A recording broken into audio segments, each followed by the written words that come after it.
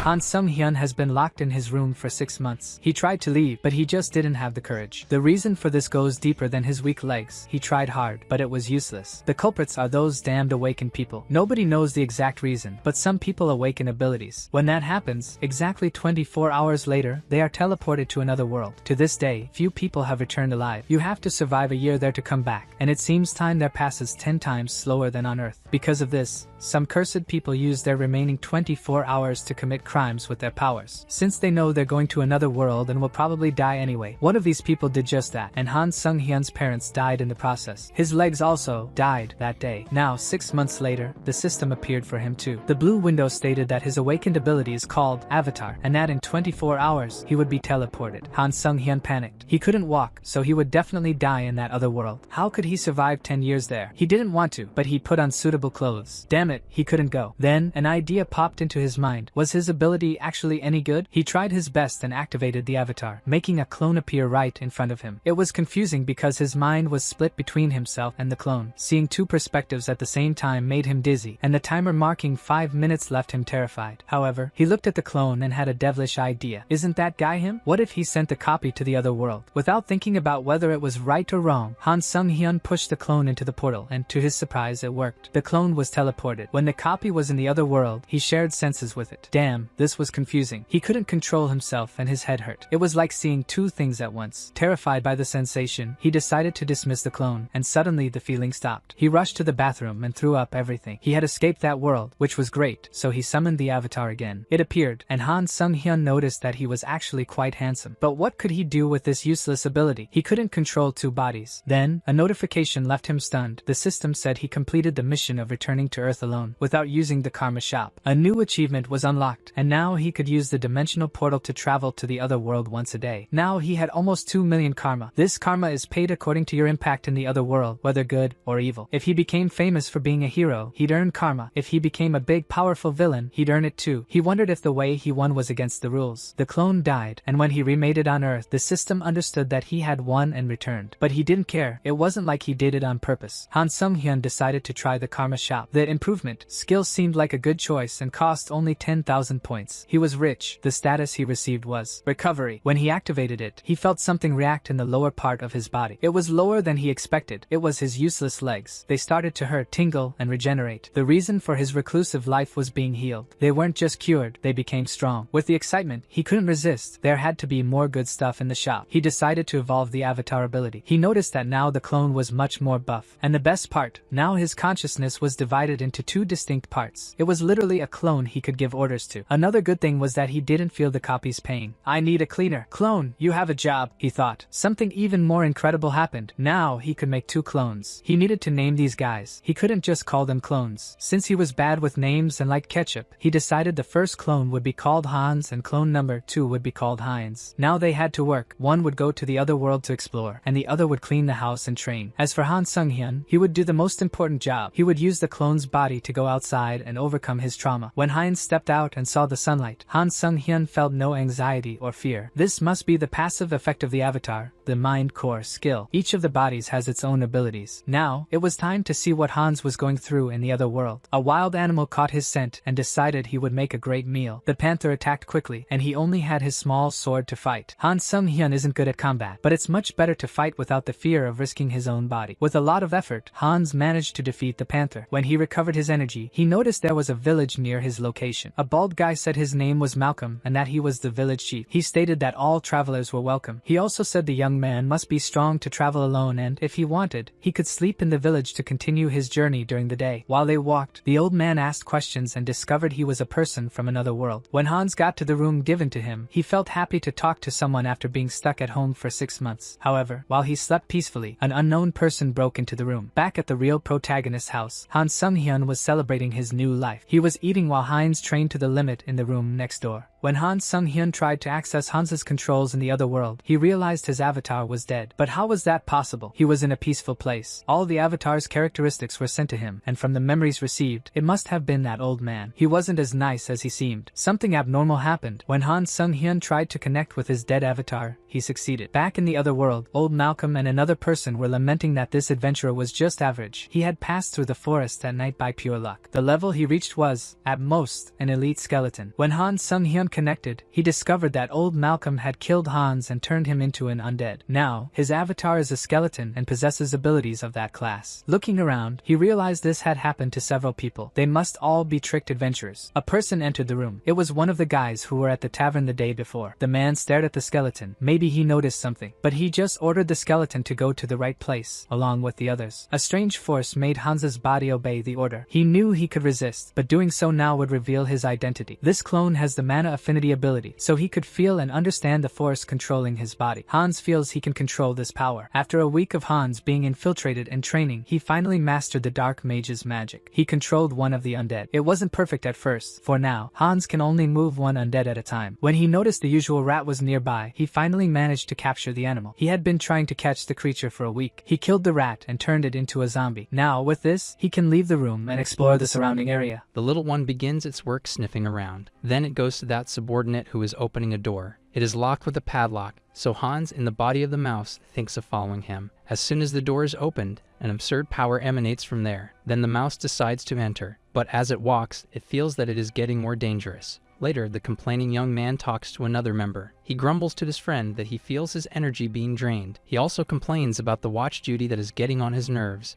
After hearing everything he needed, the mouse is already on its way out, and it sniffs to find another place to observe. But suddenly, something sharp pierces its body. The poor thing didn't even have time to react, and soon beside it appears someone. It was that old man, the leader of the village. He approaches the animal and realizes it was a dead zombie rat. He wonders if this happened because of black magic. As he is leaving, he comments on a place nearby where there is a lot of black magic. Approaching his two subordinates, he asks which of them was responsible for the warehouse. Meanwhile, the skeleton avatar says goodbye to his little friend Alfred. With eyes overflowing with mana, he declares that he will take revenge. Soon it is another day. The complaining young man kicks the door to where the zombies are. Irritated, he points at one of the zombies, demanding to enter the line, and he walks up to it. Once there, he punches its face, knocking the poor thing down. As if that weren't enough, he crouches down to insult it, and he grabs its few strands of hair, starting to pull. Lifting the creature's head, he recognizes who it was. The young man lets out an evil laugh, saying that now the zombie cannot react. Then he releases its head, slamming it hard against the ground. As he leaves, the man mocks when he hunted the villagers. On the ground, the zombie groans. Next, the young man approaches a woman in the same condition and claims to be the zombie's wife. What he didn't expect was that the undead would come up from behind to bite him. Startled, the young man puts his hand on his neck. He keeps ordering the zombie to obey him, but it doesn't happen. So he opens a magic circle to gain control over it. But from behind, another zombie grabs him, covering his mouth. The young man starts to sweat cold, and looking around, he realizes that all of them are approaching, ready to attack him. The protagonist's avatar stands back, as he is the one controlling them. For him, this is the beginning of revenge. At the village entrance, the other clone, Heinz, arrives saying he is looking for his brother. The men are preventing him from entering. But from a distance, the old man approaches, noticing the commotion. He introduces himself as the village chief. However, when he comes face to face with Heinz, he is startled by the resemblance. Thus, the clone introduces himself as Hans's twin brother. Meanwhile, the skeleton avatar stands before a great power. He used his brother Heinz to distract the old man and thus managed to enter the secret warehouse. Right in the middle of the room, there is a purple crystal from which energy emanated. The skeleton realizes that it is absorbing the black energy from the others, and looking around, he sees some of the undead moving. Unlike the others he already knew, he notices that these are strong. However, even so, he decides to take that crystal. Grabbing the item, he brings it to his chest, and a great explosion of energy erupts. Meanwhile, Heinz continues his mission to distract the others. He is explaining to the old man that, being twins, they can sense where the other is. But at that moment, a noise catches everyone's attention. Immediately, the old man transforms and orders the others to finish off Heinz. Then they prepare to attack with their spears. What they didn't expect was that the young man had already escaped from there. In the warehouse, the skeleton, now with the black energy in his body, hears many negative thoughts. He even tries to filter them, but there are still too many. Letting out a scream, he says he can't bear it without going insane. Thus, a new purple explosion occurs, and after a while, his body seems to have accepted the malignant energy. Now his body had become much more powerful. With that crystal, he gained wisdom and talent for using magic. In another part, the complaining young man continues grumbling while standing guard. but at that moment, his boss calls his attention through telepathy. He is ordered to look at the purple fragment to see if everything is alright. Responding to the order, he turns and says he will check. And so through the bars, he starts shouting, asking if they can hear him. Around the body of that zombie, a circle appears. Meanwhile, the guard continues shouting, drawing attention. When he realizes the zombie is already very close, trying to grab him. In fact, they were all doing this at the protagonist's command. He had become the leader and instilled fear with his strange face. In disbelief, the young man panics, wondering how the skeleton could speak. And to try to defend himself, he charges his hand with his power. Soon after, he throws it through the bars, trying to hit the undead. But what he didn't expect was that they would manage to break down the door right after. Emerging there, the skeleton avatar says that the young man was very rude, and as he continues walking, he prepares to use the black energy. Even without knowing it, for Hans, it was quite easy to deal with it. Outside, the other men encounter a great explosion, and emerging from the debris, the skeleton clone orders the zombies to advance. They run off to carry out the order to eliminate the humans. From a distance, Hans watches the fight, but his skeletons and zombies were losing. That's because the old man was there to stop them. He approaches with a furious look. Now face to face, the skeleton asks if the old man remembers him, and bringing his hand to his chest, he shows that the crystal is now part of him. The evil energy begins to emanate, thus showing that he can use it. Furious, the old man says he never imagined a skeleton like him could withstand the power, and raising his hand to the sky, he activates his power, saying he would eliminate him. Then he throws all that energy directly at Hans. Unfortunately, it ended up hitting the bones of his arm. Seeing his arm on the ground, the skeleton complains about the lack of manners. But the old man is not joking around and is already preparing another attack. While throwing his power against the protagonist, he says he was close to becoming the most powerful. Thus, he also takes the opportunity to activate the Thorn of Darkness. However, Hans easily manages to block it with a shield, and he even shouts to the old man that he wouldn't be able to use the fragment. Attacking again, the leader says he will finish off the skeleton and use him as an experiment. However, Hans is already losing patience with the old man. For a moment, the leader stops and asks if Hans knew anyone there, and when he least expects it, some thorns begin to emerge behind him.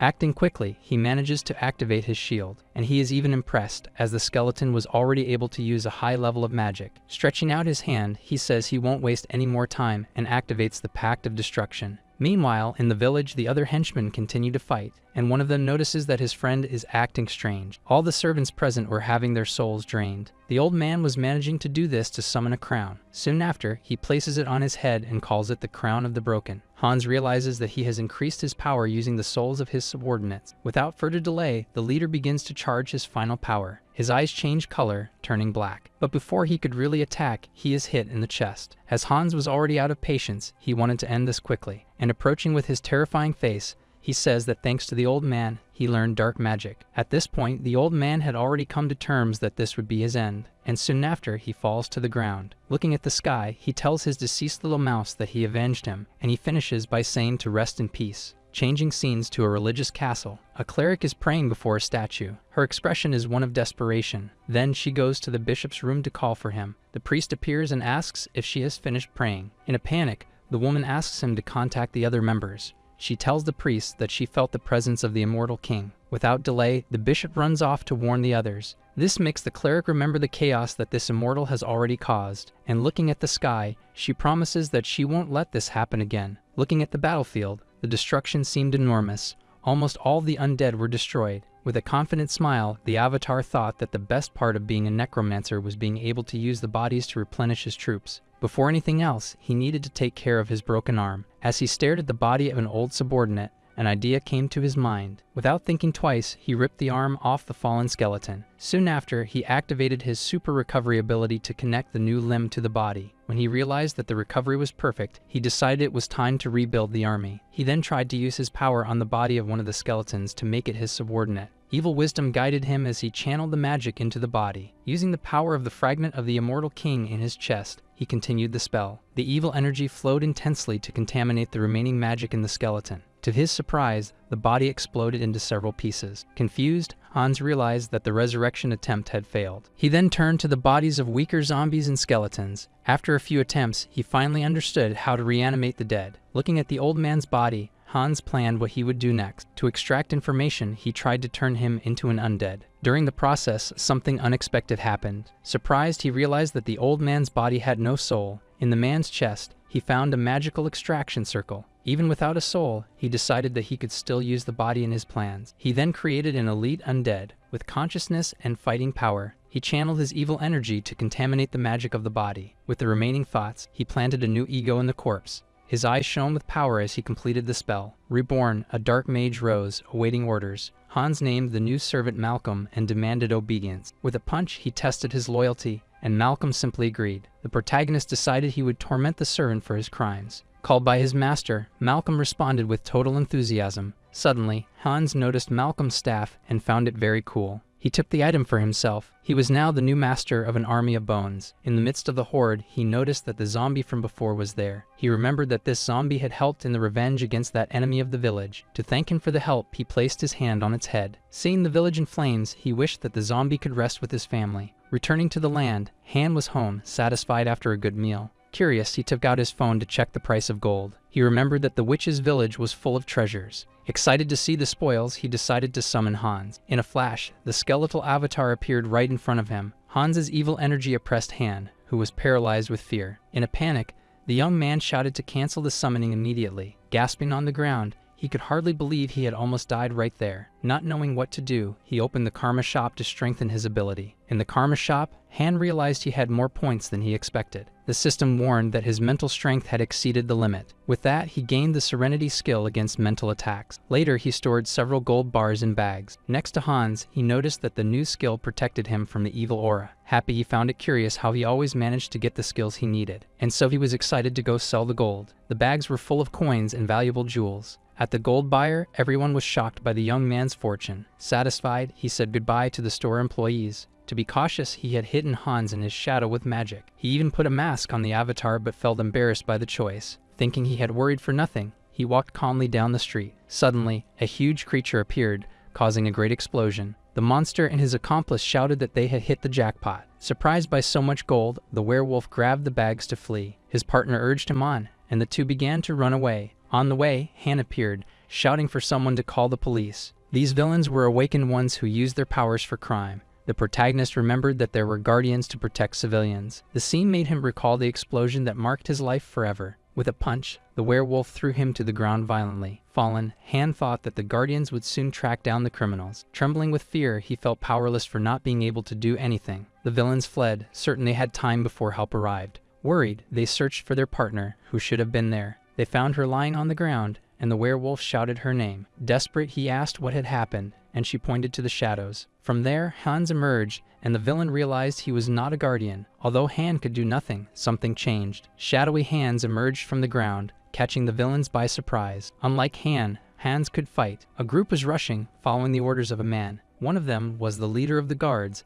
and they ran to catch the bandits. But when they arrived, they were shocked by what they saw. The villains were already defeated, leaving them confused about what had happened. With the werewolf already out of strength, they questioned who had faced them. By the way the enemies were sprawled out, the fight seemed recent. Then the guard ordered everyone to search the area immediately. On the ground, a trail of dark shadow quickly moved away from the location. The shadow connected to Han's feet. Outside, he stretched, feeling a great relief. Walking down the street, he commented that this situation was good for relieving stress. The scene shifts to Han's second avatar. He is excited, celebrating because he has finally reached his destination. Thus, he confirms that Malcolm's information was indeed correct. Confident, he announced his official debut in this new world. The place seemed strange, quiet, and empty. Walking through the streets, he wondered why the city was deserted. He even got irritated because no one cared about outsiders there. On the other side, he saw a man intimidating a young girl who was begging for time. The collectors demanded payment of 2 coins in just 3 days. Finding the scene cliché, he decided he would not get involved. But as he was passing by, the young girl was pushed,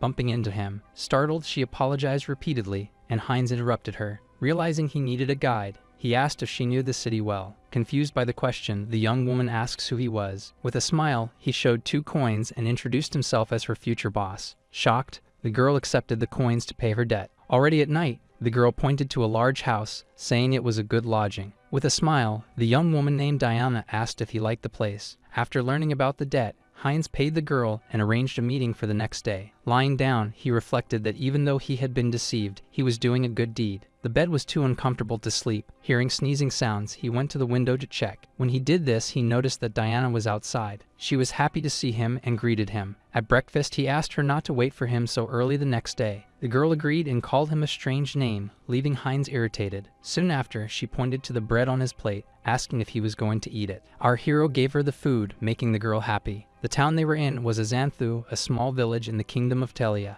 As he was pulled by the guide, Heinz thought the place looked like a typical medieval town. On the wall, Heinz found a strange symbol scattered throughout the town. He commented that it didn't look like paint, and the girl said it was red liquid. Thoughtfully, Heinz said he didn't really believe that. Out of nowhere, Diana asked if he had eaten deer soup the day before. In her explanation, she said she knew because her sense of smell was very good. As they walked, the guide explained that the symbol belonged to the Varkolek organization that controlled the place. The girl was about to explain more, but suddenly she froze. Finding it strange, Heinz asked what was wrong, and she said it was the smell. Meanwhile, she remained still, focused. Excited, she shouted that it was the smell of fresh bread. Heinz even said that she had just had lunch, but she replied that she could hold on. The smell seemed to be coming from a dark alley, and soon after a person appeared, leaving red trails. Days later, the hero was waiting for Diana, worried about her delay. Suddenly, one of the collectors approached, calling him brother. The collectors got close to Heinz, saying they needed to talk. To avoid problems, the protagonist offered some silver coins. With a smile, he said it was to help maintain order in the town. At that moment, he noticed that one of them had the Varkolek symbol around his neck. He remembered Diana warning him to be careful with them. As they left, the men commented on the capture of a child.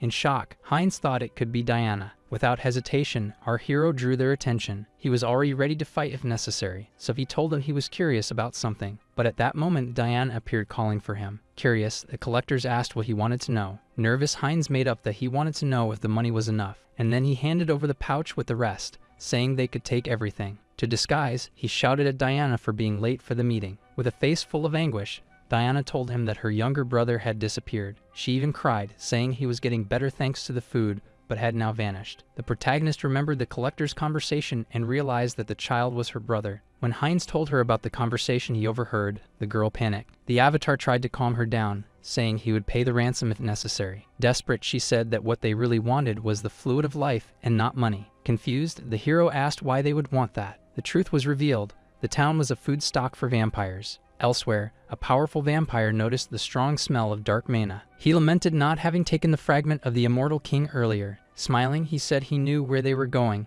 and that he would get the fragment for himself very quickly. Diana explained that the Varkolak and all the other organizations were run by vampires. In tears, she said that even trying to escape the town, no one ever survived. The young woman lamented that they were just struggling to survive each day. Desolate on the ground, she believed that she and her brother would be devoured there. To make her react, Heinz held the girl's face and shook her hard. The protagonist said they didn't have time and asked where the boy had been taken. With tears in her eyes, Diana was startled to see that he really would help her. With a confident smile, the hero told her not to worry. He was determined to help the girl. The scene shifted to a tavern, where the captors were playing and commenting on the easy money they had made. Suddenly, Heinz burst through the door loudly. Confused, the collector turned and asked who the hell he was. Recognizing him, he mocks, saying that Heinz has returned to donate more money. Outside, we see that he has already taken care of one of the members. While being held, he asks where they took the child they were talking about. But as he expected the guy wouldn't answer, he took a knife with him. Without waiting long, Heinz plunges the knife into the man's neck. Holding him tightly, he says he knows exactly what kind of trash they are. With hatred,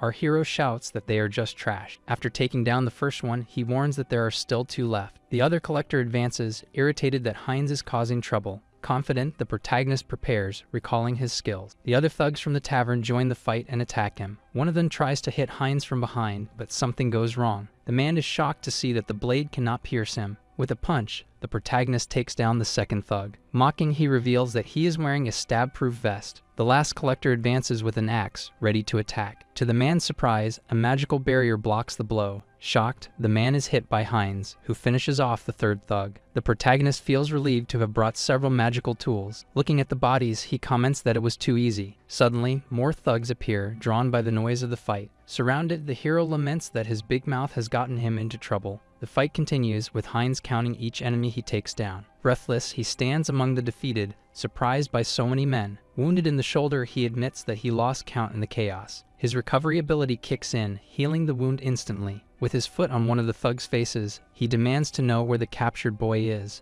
The man on the ground threatens him, saying he will regret everything. He warns that his boss is coming to end Heinz's life. Thanking him for the information, the hero prepares to finish off the man. The scene shifts to a room where a silhouette asks for Aaron. Crouched in the corner, little Aaron begs for his life. To calm the boy, Heinz says that his sister sent him to save him. Outside, a bat flies around the place. The creature lands on the window, watching them. A powerful voice echoes, questioning who dares to touch his food in the restaurant. With sharp claws, the vampire's hand emerges as he complains about the interruption to his meal. Emerging from the shadows, the creature stares at them, leaving Heinz frightened. The vampire threatens the two, saying they know what happens to those who challenge him. Protecting the boy, Heinz says he is just a stranger who was robbed by his thugs. Finding the story boring, the vampire creates a red sphere, saying he prefers boys as a meal. Then he unleashes his power, surrounding the two. Without wasting time, the protagonist grabs Aaron and shouts for them to run as fast as possible. Then, with fire on his body, he grabs the vampire, determined to eliminate him to protect the siblings. Taking advantage of the time he gained, he tells the little boy to flee. Impressed, the vampire comments on Heinz's speed. With a wicked smile, he advances, saying it will be a good warm-up. The protagonist tells Aaron to run and not look back, no matter what happens. Heinz tries to attack, but the vampire easily holds his sword. In a swift motion, the creature pierces him in the shoulder with its claws. Even wounded, he realizes that the difference in strength between them is very large. The vampire enjoys himself, saying that if he weren't playing, he would have already eliminated him. Not giving up,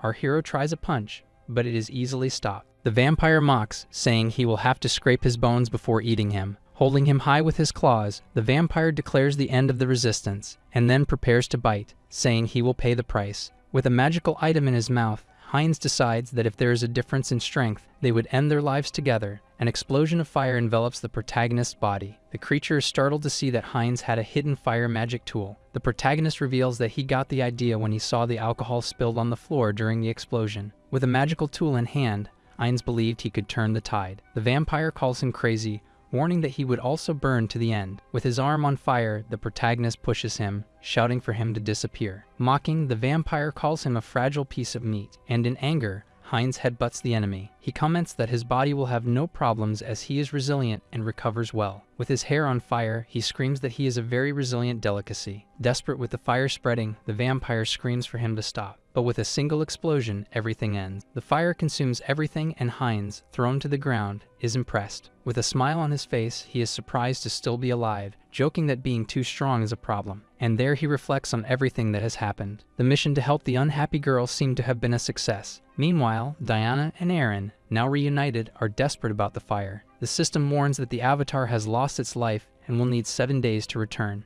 In the meantime, Diana cleans shoes to earn money. With a smile, she thanks for the payment. The girl is relieved to have finished the job, but another person arrives. He asks if he can also be attended to, and she readily accepts. Suddenly, she recognizes him, and her eyes shine with joy. Diana hugs him, shouting that he is safe, emotional to see him well. With a smile, Heinz jokes that he wouldn't lose his life so easily. In fact, that was a lie, as the avatar had truly been eliminated this time. Days ago, at his home, the protagonist worries about the girl. To ensure she doesn't feel alone, he decides to operate a new avatar and names it Heinzu. The new clone's main characteristic is acceleration. With this avatar, he approaches Diana, hoping she won't notice the switch, and the girl truly believes he is the same as before. This is because the essence of his soul remains the same. Worried, Diana warns him that the vampires will hunt him relentlessly. With a smile, he reassures her, saying he has everything planned. He believes that with the power of the immortal King Hans, the vampires will not be a problem. In the room, Heinz realizes he needs to wait 10 days for the interdimensional transmission. Meanwhile, that bat approaches, transforming and attacking him. The vampire grabs him by the neck, accusing him of the chaos in the city. The creature claims that the traces in the forest lead directly to him,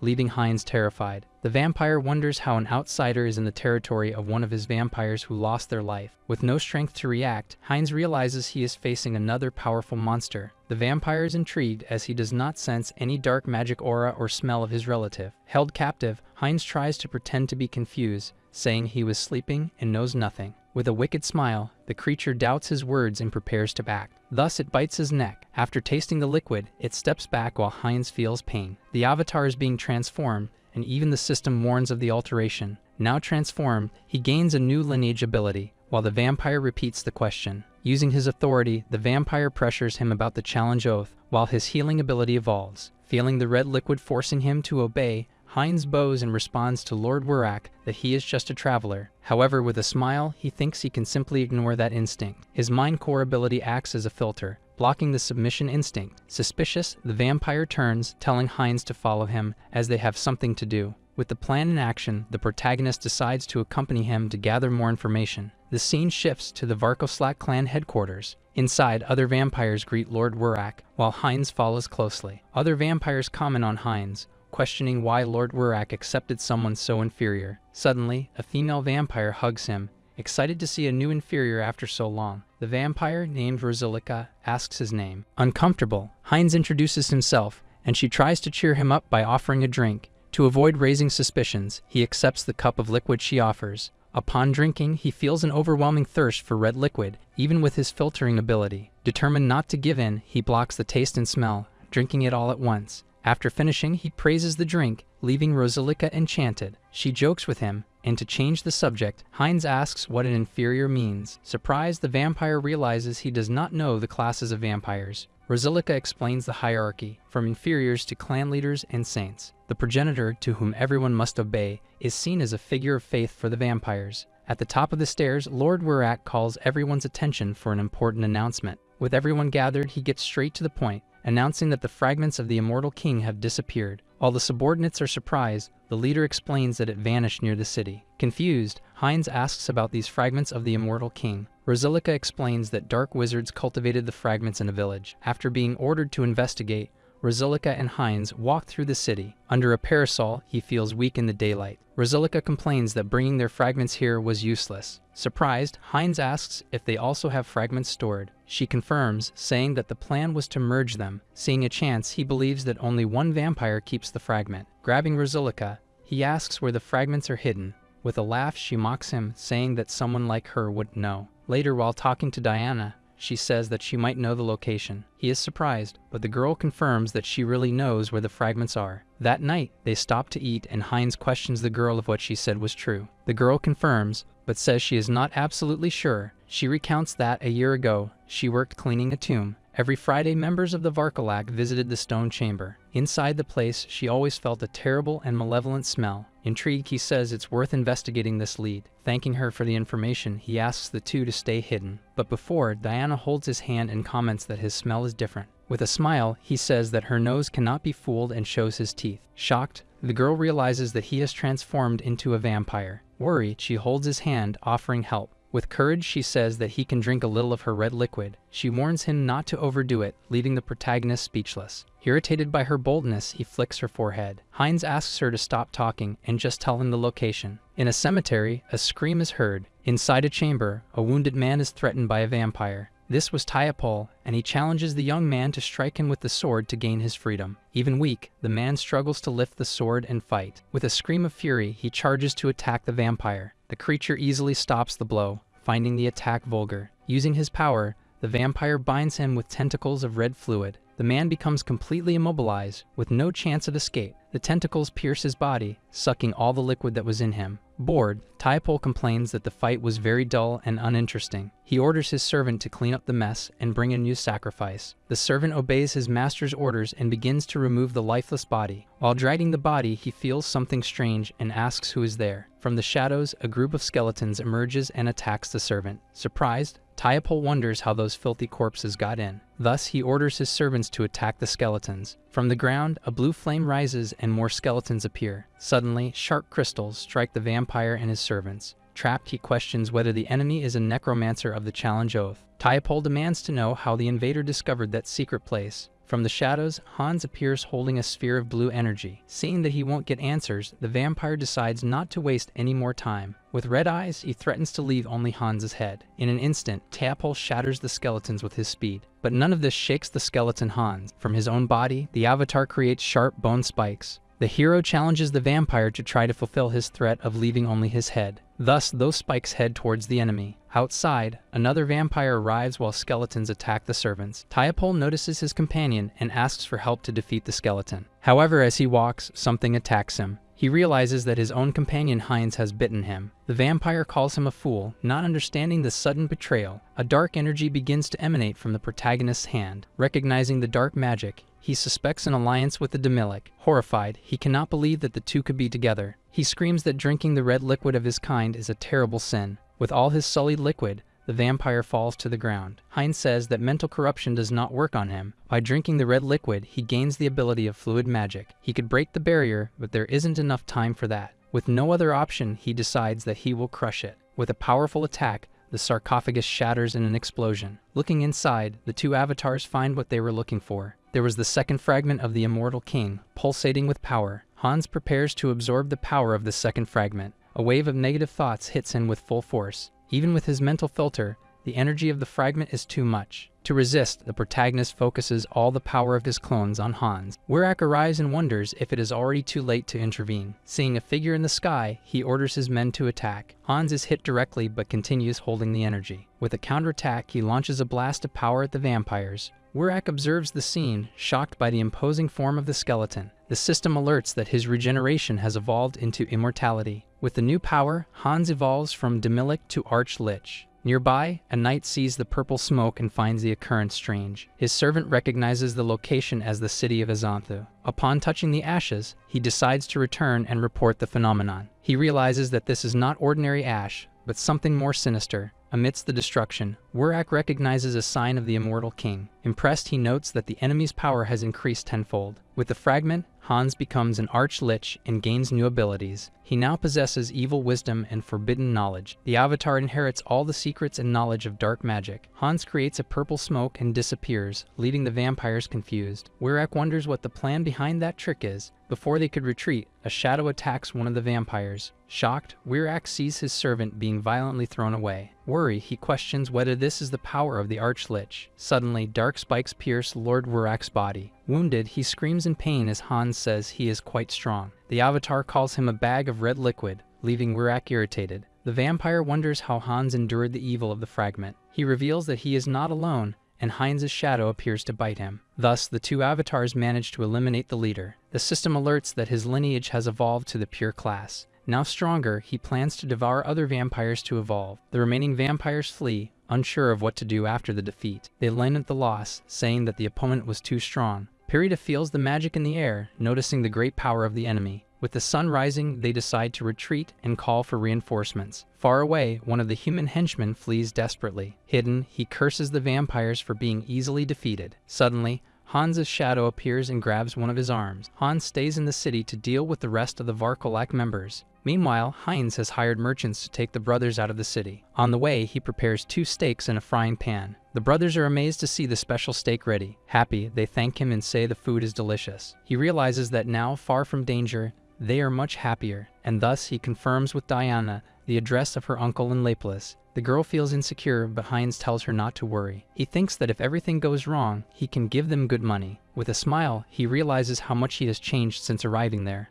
Lost in thought, the brothers call him back to reality. Worried, Diane asks if he is low on red liquid. He laughs and says he is fine, as he has already fed on the vampires. Meanwhile, Hans transforms the bodies of vampires into undead. The avatar opens a portal and sends his new creatures inside. With his new powers, he thinks of creating a subspace on Earth, but he did not expect that some vampires would appear. They are very angry and question why he is still in the city. He introduces himself as Ovor and asks if Hans is part of the challenge oath. With a smile, the protagonist confirms. Ovor accuses him of stealing the fragment and destroying the hideout, and soon after he draws his scythe, ready for battle. With a shout, the vampire charges, declaring that Hans will end here. He attacks with his scythe, but our hero escapes just in time. Suddenly, he emerges from the darkness on the ground. The avatar moves quickly, dodging the blow by a hair's breadth. Seeing his power, he realizes that a pure one is not an easy opponent. Suddenly, a red barrier forms around the area. Ovor warns that the clan's mages have already set a trap. Hans knows he can break the barrier, but he needs time. Attacking again, the vampire says he will crush his skull and take the fragment. With no way out, the skeleton says he has only one option left. With a dramatic speech, he declares the elimination of the vampires. To escape, the avatar decides to make a villainous exit. Before being caught, Han cancels the summoning and Hans disappears. Confused, the vampires find the scene pathetic and nonsensical. Suddenly, silver arrows fall from the sky, killing the clan's mages. Ovor recognizes the weapons as the sacred arrows of the paladins. One of the servants warns that the situation has become even more complicated. The paladins of the Church of God have surrounded the tomb and are advancing. Irritated, he realizes that the Lich delayed them on purpose and vows to eliminate the skeleton. Back in his apartment, Han celebrates that his avatar survived. Han remembers the embarrassing speech his avatar made. With a red face, he screams in shame, unable to believe what he said. He throws himself on the bed, brooding over that cliché villain speech. He wonders why he said that, thinking he has gone crazy. Upon further reflection, he admits that he felt a bit proud. After all, he faced vampires and saved a girl in a city, and that made him feel like a hero. Stretching, he decides to check his karma points, and thus he accesses the shop, hoping for a great reward. Shocked, he sees that he has over 700,000 karma points. He believes that causing discord between the wizards and the vampires helped. With so many points, he decides to enhance his unique ability. A blue light surrounds him, and the limit for summoning avatars increases. Curious, he wonders if the new persona ability is like the mental core. With a smile, he laughs, satisfied with his new acquisitions. The persona ability uses an avatar to contain his emotions. Han understands that the system has given him the ability he needed. The memories of the other world make him reflect on his life. Trapped in his room for 2 years, he felt disconnected. For him, everything was just a game, far from real life. In reality, he was still isolated in his dark room. With a serious look, he faces the reality he has long avoided. But now all the negative emotions he suppressed have come to the surface. He turns to his avatar and calls it by name. He decides to transfer all his bad feelings to the avatar. After the process, he feels revitalized, but not empty. Worried, he wonders if Hans will be okay with his emotions. The avatar says that pain and despair no longer bother him. Surprised, the protagonist notices that the avatar's tone of voice has changed. Hans laughs and wonders if an avatar with emotions will have a personality. Suddenly, Han hears a loud explosion coming from outside. Startled, he wonders what is happening in the city. From the window, he sees smoke and fears it is another villain attack. He tries to convince himself that it is not his problem, but he seems tense. Hans confronts him, asking if he needs a reason to fight. With a confident smile, the avatar approaches its master. After transferring the emotions, he realizes he was just avoiding himself. He admits that deep down, he wants to eliminate villains, but lacks the courage. In a chaotic world, the lawless are everywhere. With a new mask, the avatar declares that he will become the law. Elsewhere, 2 guards complain about the terrorist attacks. They wonder why reinforcements have not yet arrived. Watching from afar, the avatar notices that the faction's villains have united. That's why he decides he won't leave empty-handed. The spheres in his hands open, revealing a giant blue eye. The avatar sends the magical eyes to watch over the darkness. They float through the city, searching for hidden sinners. In an alley, a man asks for an ashtray while smoking. It turns out these guys were going to use a boy as an ashtray. One of the magical eyes observes the scene closely, unnoticed, as the boy pleads for them to stop. In a house, a woman and her child are threatened by a man. A magical eye watches the aggressor about to strike with a belt. Elsewhere, a thief breaks a window to invade a store. The magical eye observes the criminal filling his bag with items. With his eyes everywhere, the avatar sees all the crimes. Suddenly, Hans appears and grabs the thief by the neck. The avatar also attacks the aggressors, causing overwhelming trauma. He appears to the men in the alley, ready to punish them. The avatar threatens them, telling them to remember that day. He also threatens them, saying that if he becomes evil again, they will meet in the darkness. And so they all learn a lesson. Getting used to his new power, the avatar desires even more. Surrounded by his watchful eyes, he decides he needs to clean the city more. With overwhelming power, he vows to purify the place. Satisfied, the avatar celebrates having cleaned the city all night long. He realizes that the Eye of Darkness has clear limitations. The power of the eye weakens with light and needs a new method. Unable to use the undead, he wonders what to do. Seeing some pigeons, he gets the idea to turn them into servants. A pigeon feather inspires him to create an invisible and mobile eye. Thus, he decides to use familiar magic to control animals. Hans tries to use the magic, but something seems to be going wrong. In an ancient goblin lair, he cannot control the pigeons. He realizes that by reducing the magic, the infectivity weakens. Frustrated, he understands the pain of programmers. After adjusting the magic, he wonders if it finally worked. Suddenly, the cute cat from before transforms into a 4-eyed creature. Even after 3 weeks, he still hasn't achieved a good result. With his last test subject, he hopes that this time it will work. Irritated, Hans tries to hold the pigeon and adjust his magic, and so he casts his magic in its final version. Relieved, he holds the pigeon, believing he has succeeded. Pouring his magic over it, the bird flies before he even expected. The bird joins other pigeons, appearing normal on the outside, but when it gets close to the others, it starts to spread the magic. The other pigeons eat the infected body, falling into the trap. With red eyes, the pigeons become Hans' servants. Satisfied, he celebrates that the birds have become his eyes and ears. Hans commands us to fly and find his enemies throughout the city. In the middle of the forest, the pigeons encounter two men. The bishop was recalling the threatening words he heard in the tomb. The paladin Sir Tuscan approaches and informs that the vampires are not allies of the immortal king. However, Bishop Ladius says they need more clues, as the enemy is growing stronger. Suddenly, a golden crucifix begins to shine in his hand. Responding to the call, he confirms that Holiness has contacted him. The voice says that the presence of the immortal king has been detected again. Grateful, he promises that he will meet her expectations. In the cave, Hans checks if the information is being received. Suddenly, he notices something strange with his familiars in the forest. The animals seem to be scared and fleeing from something. One of his rats runs away in terror, leaving the avatar confused. He realizes that the animals have encountered humans, not monsters. Suspicious, he wonders if this is an enemy ambush. Through the vision of a pigeon, he sees several knights near the cave. Before he could react, the pigeon is hit by an arrow. The archer shouts,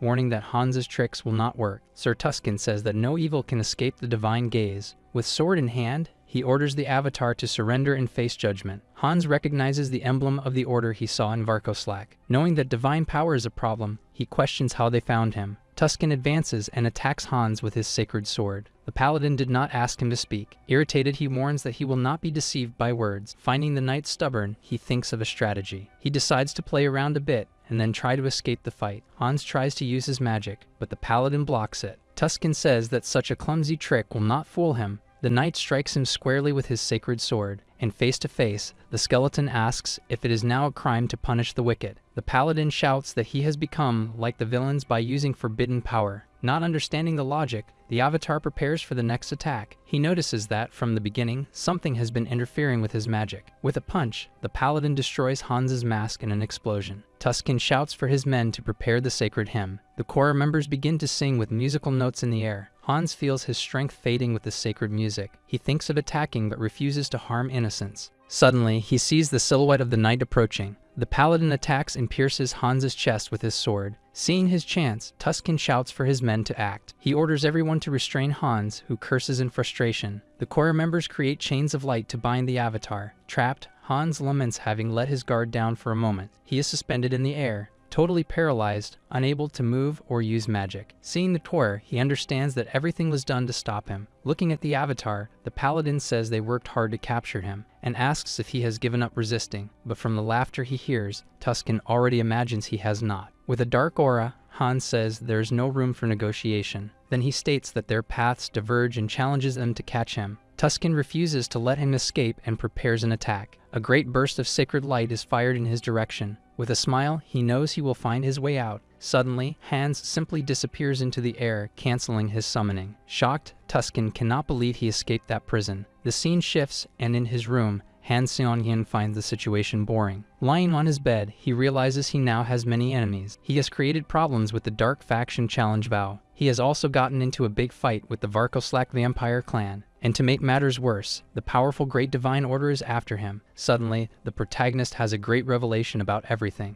Looking at the karma shop, he understands the reason for the rewards. With wide eyes, he wonders if it is what he is thinking. He gains so much karma for attracting the attention of the entire continent. Deciding to let that go, he focuses on his original plan. In an alley, his new avatar observes the result of his research. The dark magic spreads when a controlled being touches another. Thus, his eyes and ears throughout the city continue to expand. Soon he believes that his familiars will cover the entire city of Seoul. Suddenly, he feels something unexpected. Through the vision of a cat, he wonders if the paladins have arrived, and thus realizes that it is a crime. Through a barrier, he hears a voice calling for help. A woman pleads for her life to a man holding a knife. Seeing a young man passing by, she screams for help, saying she was kidnapped. However, she becomes even more desperate when she sees that the young man ignored her. The man knocks her to the ground, saying it is useless to scream. With a painful smile, he threatens her with a knife, ordering her to scream. He explains that his ability prevents others from hearing or seeing her. The villain forces her in front of a microphone, telling her to scream louder. With a knife raised, he says her voice will be a great addition to his collection. Suddenly,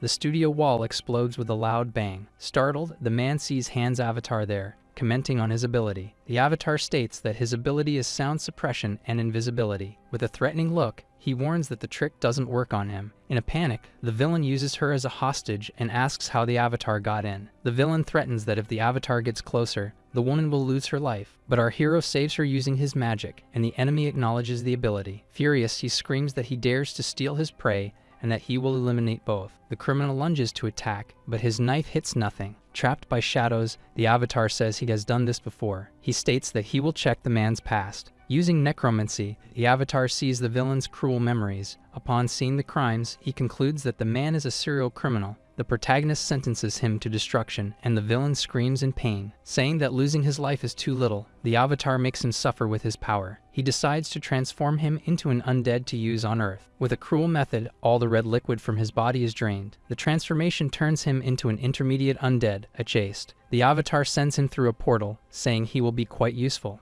Looking at the woman, he decides to call emergency services before leaving. Later, the place fills with police officers and reporters. There was Park Han-chul, the head of the Criminal Investigation Division. An agent informs him that the victim was the serial criminal they were looking for. He says a return killed him, as they found dark magic at the scene. Park Han-chul gets irritated as he doesn't like the idea of a vigilant. To him, these heroes are dangerous, and he points to the mask on the wall. Meanwhile, the avatar continues carrying out his own executions. From atop the building, Han gets annoyed upon hearing this. He says he would like to see his face up close. The scene shifts to the headquarters of the Returned Association in Seoul. A woman enters the office of the branch manager, Yoon Ji-yoon. With a sigh, she gets irritated to see him sleeping at the desk again. She wakes him up with a shake, saying it's an important matter. Sleepy, he asks what the problem is and takes her report. He remembers the case of the thieves and asks if it connects to a crime. He thinks about the suspect's description, a wizard with a ha-ho mask. Tired, he suggests handing the case over to the vigilant, shocking the woman. Excited, he says the masked one would be a great hunting dog if controlled. The woman sighs and says the vigilant should become a guardian. She tells him to stop talking nonsense and get back to working on the documents. Irritated, he throws the papers in the air, saying he wanted to get rid of these villains. Meanwhile, Han stretches, satisfied with taking down criminals. He thinks that,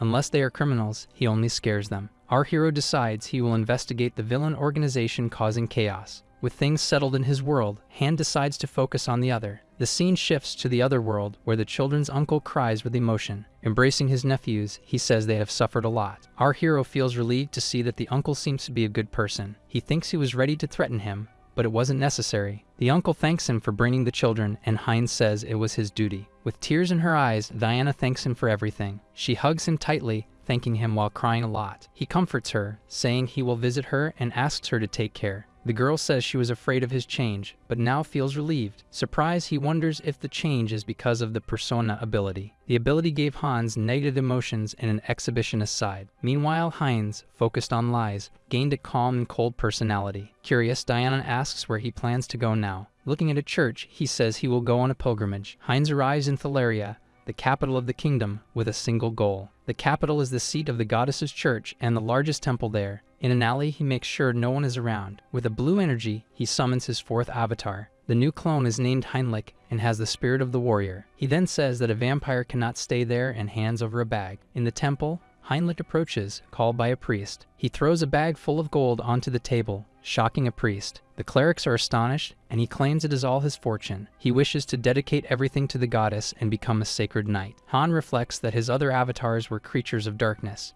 This time, his avatar will be a respected knight of light. Heinrich shows his strong desire to join the order. Instructor Marco says he will train him to be a great knight. The priest states that they cannot accept a stranger just for the donation. Laughing, Marco tells the priest not to worry about that. He explains that the wicked always reveal themselves during training. With a confident smile, Heinrich replies that he will surely show it. Training begins, and the avatar is already exhausted, asking for water. He tries to lift a heavy stone ball, finding the task insane. It has been a month since he started the grueling night training. Our hero realizes that the order is a bunch of muscular and crazy men. With a shout of effort, he continues lifting the enormous weight. An instructor yells at him, saying he forgot to pray during training. The man orders him to concentrate and start chanting his prayers. While praying, the instructor shouts for him to focus even more on the exercise. The rule is that they must pray to restore their broken bodies. The instructor forces him to do one more exercise, shouting, "Oh goddess." He admits that, despite everything, the training method is quite effective. One of the knights asks to be hit harder on the back. Seeing this, he wonders if they need to train in such a strange way. From above, Marco comments to another that recruit Heinrich is impressive. They notice how his body is already strong, even before the baptism. Feeling the gazes, he becomes uncomfortable and does not want to draw attention there. Breathless, he reflects on the 3 months of hard training. His body has become stronger, but he is irritated by something else. Marco calls him, asking if he has finished leg training. The instructor invites him to do chest exercises together. Another man says that on a day like this, it's best to train the back. Irritated, he shouts for the muscle maniacs to step aside. With a friend, he complains that the veterans are calling him to train. Suddenly, everyone stirs with the arrival of important people. They are the great Archbishop Ladius and Knight Sir Tuscan. Heinrich recognizes Tuscan and wonders about their return. He remembers the knight who pointed a sword at his avatar hands. He suspects that the expedition was to hunt Hans. A priest announces that the recruits will have the baptism ceremony. He explains that the ceremony has been moved up for special reasons. The priest prepares to call the names of the approved recruits. Heinrich wonders why the ceremony was moved up, but already imagines the reason. He concludes that the knights need reinforcements to hunt the heir of the immortal king. Seeing this as an opportunity, he decides he will test one of his abilities. The plan is to use a new application of the persona and core of the mind abilities. A recruit vows to dedicate his life to the goddess, and the high priest begins the baptism. In the baptism, they sacrifice their mana to receive great sacred power. The blessing received varies greatly, depending on one important factor. The power of the blessing is the faith in the divinity. The purer and more genuine the faith, the stronger the knight will become. The priest calls for Heinrich, who thinks this is why he chose this path. With a smile, he walks confidently to the altar. So far, he has only used the core of the mind to suppress emotions, but upon kneeling, he realizes that the opposite is also possible. Activating Hans's persona, he plans to inject the feeling of faith into Heinrich. When the priest extracts his mana, his plan will be in action. Using the core of the mind, he plans to filter the doubt from his mana. Thus, the mana would become pure, the very essence of faith. To absorb the blessing to the fullest, the protagonist uses all his avatars. All the mental strength of the clones will be focused on Heinrich. The high priest is startled by the immense amount of sacred power. A great explosion of golden light erupts from Heinrich, shocking everyone. The other recruits scream, unable to believe what they are seeing. The sacred energy rises until it reaches the head of the goddess's statue. The priest calls him Sir Heinrich, impressed by the power. He says that Heinrich already has the level of a priest due to his great faith. With a smile, he asks him to keep up the good work. Heinrich gains a new ability and feels relieved that his trick worked. However, with a smile, he realizes that the plan did not work 100%. He understands that the divinity of the church is more of a system than a god. He remembers the strange feeling he had during the baptism. He describes the feeling as something close to curiosity. Before the statue, he thinks that this power should be used for good. In another room, Ladius is frustrated by the lack of clues about the heir of the immortal king. Tuscan says that support from the kingdom is difficult because of the vampires. He explains that the friction between the clans has hindered the search for Hans. Ladius understands that the kingdom is using the lack of progress as pressure. With a sigh, he tells Tuscan to dismiss the extermination squad. As he leaves the room, Tuscan thinks they are surrounded and without reinforcements. He wonders what he should do now. Suddenly, he hears a noise and turns around surprised. Looking down, he sees the new Holy Knights training. One of the recruits charges at Heinrich, seeing a gap in his defense. Heinrich blocks the strike with his arm, but ends up injuring himself a bit. Without hesitation, he delivers a powerful punch to his opponent's face. With the victory, Heinrich gains the new skill cross-combat technique. Combining super recovery and holy power, his wound heals. The opponent realizes that he injured himself on purpose as a tactic. He thinks that it is still not enough and needs a change. A voice says that his holy power is already at a high level. It was Tuscan, who continues saying that he is still inexperienced as a knight, but he should already feel this, leaving him confused. To make him stronger, the paladin invites him to the Rosilia temple. Surprised, Heinrich questions the invitation. He says he wants to go, but Tuscan urges him to leave immediately. He asks for time to gather his things, but the request is denied. The paladin comforts him and assures him that he will explain everything when they arrive. After being teleported, they arrive at the famous Great Rosilia Temple. The place is the largest sanctuary of the church, right in the heart of the continent. There reside the Pope and the Holiness, the center of all faith. A woman with white hair welcomes the two, greeting them. Tuscan thanks the Holiness, and Heinrich is excited about the opportunity. With a smile, he thinks that this is the perfect place to evolve. He plans to grow in the light, leaving the dirty work to others. The scene shifts to the masked avatar, who confronts the villains. On his phone, he sees news about the vigilant Mask Haho.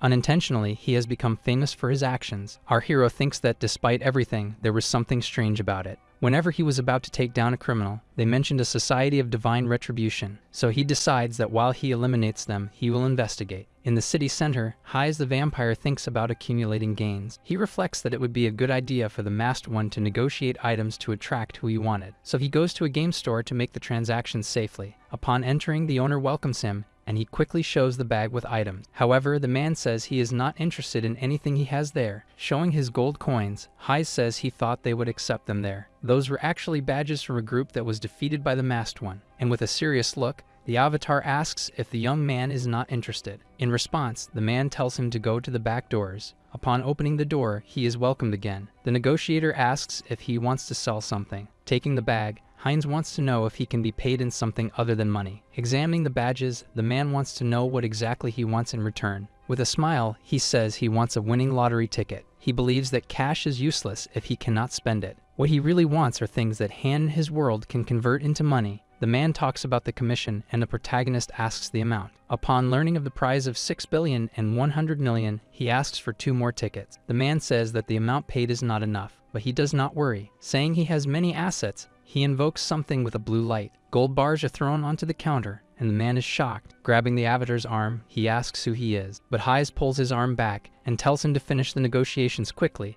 as he did not come there to chat. Startled, the man apologizes and assures him that he will finalize the deal. And at that moment, the vampire realizes that he can really smell the red fluid. Approaching the man, he says that they will be seeing each other a lot from now on. With the tickets in hand, he celebrates the dream of winning the lottery. He thinks it would be good to have subordinates to take care of these things. He decides to enjoy the night and walks down the busy street. Before, the street was dangerous, but now it is full of life again. He feels satisfied to have been responsible for the peace of the place. Suddenly, someone approaches, asking where he is from. Surprised, he turns around, not understanding how someone got behind him. A young man says he just wants to talk, leaving the protagonist confused. Irritated, he accuses the stranger of being weird for approaching like that. The young man asks if he is a vampire, and the avatar becomes alert. With a smile, the young man reveals he is a level 6 vampire. The vampire asks for his name, leaving the protagonist tense. He introduces himself as Hines and mentions he hasn't returned to Earth in a long time. Our hero is startled by how easily he responds to a stranger. The vampire calls him a rookie and prepares to introduce himself. He introduces himself as Gamma, from the organization Pact of Red Liquid. The avatar is surprised, and Gamma says they need to unite to survive. Curious, the avatar asks about the level he had mentioned. To explain better, Gamma takes the key to his car. A red car appears, and he invites him to get in. Upon accepting,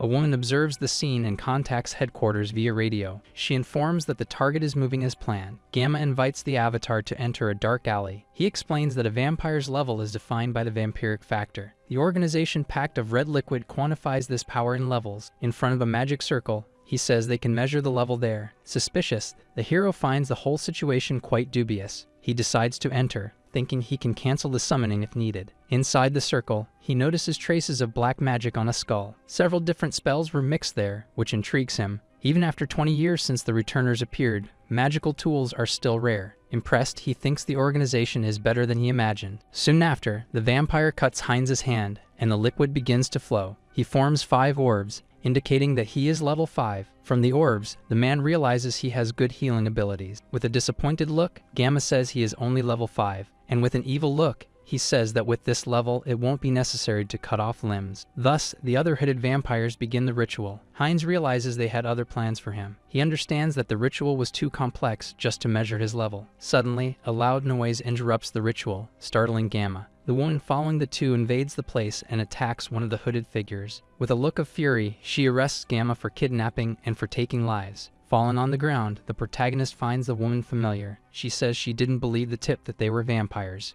Pointing at Gamma, she orders him to release the other vampire and surrender. With a smile, Gamma questions why they should be slaves. Furious, he says they shouldn't live hiding from humans. Irritated, the woman says it's because of people like him that they hide. With a mocking look, Gamma says that's just her opinion, and he comments that her companions also thought like him. Suddenly, one of his partners attacks the other member. The other agent yells at Minyoung, not believing the betrayal. With a final blow, the vampire is defeated by her own colleagues. The traitor explains that in the other world, he was a powerful lord. Now he lives in a basement and works as a nightclub security guard. He says not every vampire lives comfortably like she does. Jin Saran questions him about kidnapping vampires and rebelling. With a smile, he says they found a way to become stronger. He reveals a quick method to increase the power of vampires. Shocked, she accuses him of tampering with what is forbidden by them. Gamma asks where she thinks the kidnapped vampires went. Horrified, she accuses him of creating crazed vampires for red liquid. To our hero, this action was the same as humans eating humans. But vampires do this because when they devour another, their powers combine. Out of control, they become monsters thirsty for red liquid. Gamma says they discovered how to purify the red liquid and avoid this, and they will be great materials for his research. The protagonist understands the true function of the magic circle. It wasn't to measure levels, rather for something more sinister. The circle transformed vampires into a drug without side effects. The traitor demands his promise, saying he fulfilled the agreement.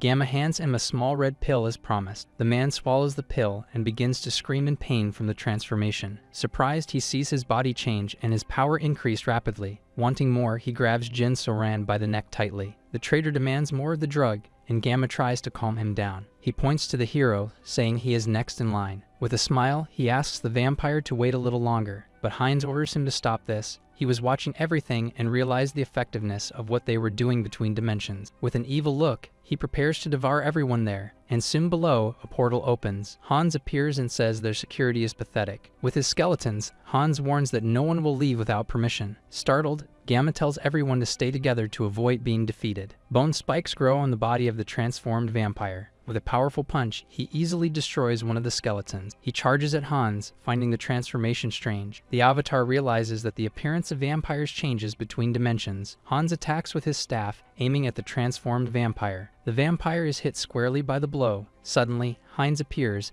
and Hans gets irritated for not being able to capture them. Our hero laments the unforeseen event but says it's not a big problem. To everyone's surprise, Heinz bites the transformed vampire. Shocked, Gamma screams, not understanding what he is seeing. The traitorous vampire remembers the reason he betrayed his friends. Heinz says that mental contamination is worse when feeding on him. With wide eyes, the vampire avatar says he can feel something. The different vampiric factors combine and evolve within him. With this, he gains the special ability called hybrid evolution. With his new claws, he scares Gamma and finds the new power incredible. Needing an organization, he decides to take the Pact of the Red Fluid. With a wicked smile, he warns what will happen to those who resist. Those who challenge him will become his food or part of his army. Devouring another vampire, he gains the ability called Perception. The new ability allows him to measure the strength of enemies. With hybrid evolution, it becomes possible to steal the powers of vampires. Shocked, Gamma does not understand how he is still sane after eating others. With a smile, the avatar asks if he wants to know how to avoid madness. Approaching, he tells him to simply not listen to the whispers.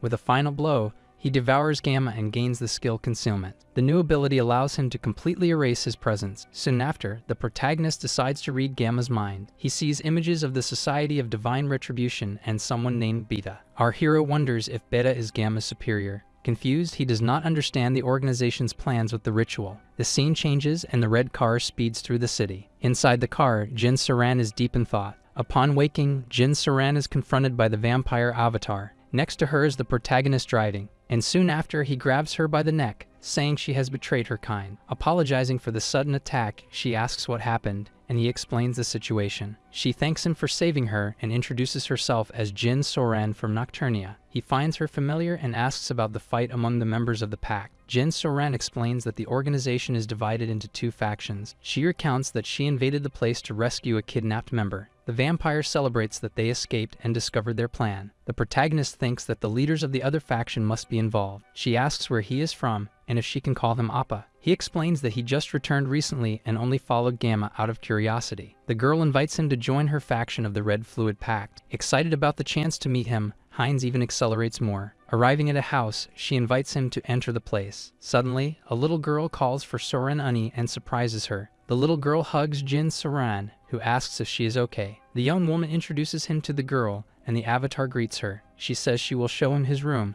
and the girl asks her to come back. Going up the stairs, he wonders about the little girl from before. He questions her age, and Jin Soran says she is not a returnee. She explains that Nahi, the little girl, was born and raised on Earth. Her father turned her into a vampire to save her from an illness. Heinz thinks he understands why the government wants to control vampires. She says that transforming someone on Earth consumes much more energy. Her father did everything he could for her to live under the sun. Arriving at room, she opens the door for him to enter. She tells him to rest and says goodbye as she leaves the room. As she waves goodbye, the protagonist is surprised. He remembers that gesture and the voice. Shocked, He remembers the streamer and shouts her name, BJ Orchid. Surprised, Jin Saran is startled to be recognized by him. Embarrassed, she asks if he is one of her subscribers. He replies that he is not, and she says she feels embarrassed about the situation. The young woman shares that she was an idol trainee and started streaming out of regret. He asks her age, and she responds that she is 22 years old. Jin Saran asks his age, and the avatar feels awkward. Then she shuts the door in his face and shouts that she will tell him later. Confused, she wonders if she said something wrong to him. In his room, he thinks that she was younger than him, but in fact she is older. Sitting on the bed, he decides to research the famous streamer. He sees a post from her and understands that she went to the site of the ritual. Thinking about the situation, he feels relieved that he saved her in time. The next day, he wakes up to a loud noise coming from outside. He hears someone shouting about the lack of evidence in the case. As he descends the stairs, he asks what went wrong, and Jin Soran greets him. Regretting, she explains that the ritual site was burned without leaving any clues. Saying it's a shame,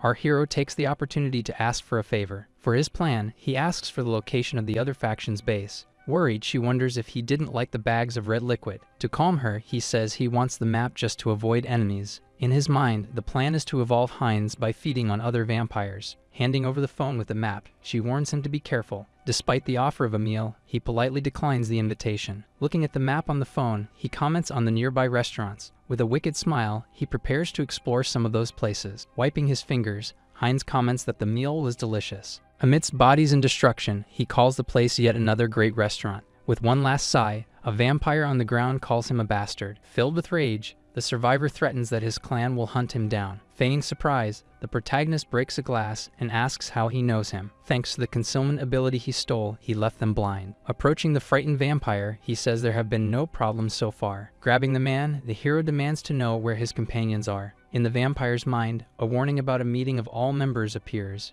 Realizing the chance to eliminate the leadership, he smiles wickedly. Before leaving, he decides to clean up all the mess he left behind. Using a new ability, he creates a red flower made of red liquid. The technique Blooming Red Liquid creates a flower that burns the target. With burning petals, he incinerates the physical traces and conceals the magical ones. Releasing the petals, he prepares to finalize the plan once and for all. Seeing the hall in flames, he is sure that no one will track him down. Suddenly, a sharp pain strikes him directly in the heart. With veins bulging, he realizes that his body is evolving again. Amidst a scream of pain, his pure red liquid lineage evolves into true red liquid. His teeth fall out, and he gains the ability to amplify blood flow. His regeneration breaks limits and evolves into hyper-regeneration. With a satisfied look, he celebrates the evolution into true red liquid. Curious, he decides to test the new abilities he just gained. When he cuts his own hand, the wound heals in the blink of an eye. With the ability to absorb red liquid, he considers himself almost invincible. Looking at a painting, he wonders how strong a sacred red liquid would be. The scene shifts to the live stream that receives a large donation. A fan donates 1,000,000 cheeses, and she thanks with a cute gesture. With the money, she celebrates that she will be able to buy her food. Entering the room, Heinz stares at her with a serious look and says nothing. Embarrassed, he apologizes and tells her to continue what she was doing. With a red face, she tries to shout at him for entering without knocking. The vampire closes the door and, still embarrassed, looks at him seriously. With her hand on her hip, she asks what his problem is. Scratching his head, he says that a letter arrived in his name. He hands her an envelope,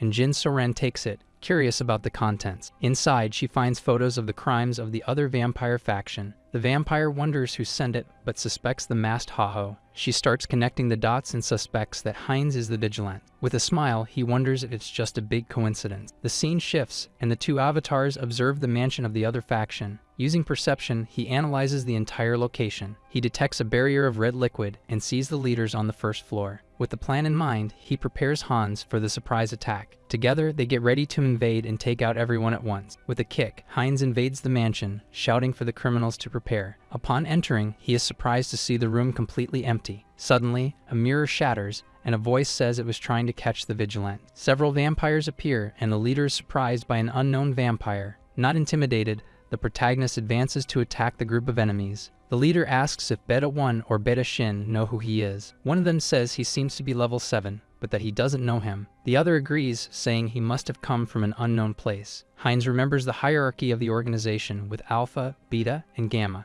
With a smile, he realizes that the two betas are in front of him. The biggest problem is the masked men he cannot sense. With a gesture, the leader orders them to drag the wretch forward. Pointing to the shadows, he commands them to bring Hans along. Surprised, the avatar realizes they already knew about Hans' presence. With a furious look, he decides to finish everyone off quickly. Activating the blood flow amplification, he stomps hard on the ground. With incredible speed, he uses acceleration and attacks the henchman. He takes the opportunity to feed off the other vampires, causing others who witness it to be shocked. With no time for surprises, the real show begins with the arrival of the skeletons. Attacked by the skeletons, the vampires panic and scream in fear. In desperation, one of them pushes his own companion to survive. As he tries to flee, he is pulled back by a dark force. Blocking the exit, the masked avatar reveals his dark barrier. With a cold gaze, the masked avatar prepares for the final battle. Facing the enemies, he and his companion declare a fight with no escape. With a scream of pain, a vampire's head is ripped off in the attack. Beta 1 is shocked by his strength, realizing there is a trick involved. Seeing his allies advance, he prepares for the battle that is to come. Heinz prepares an attack with his claws,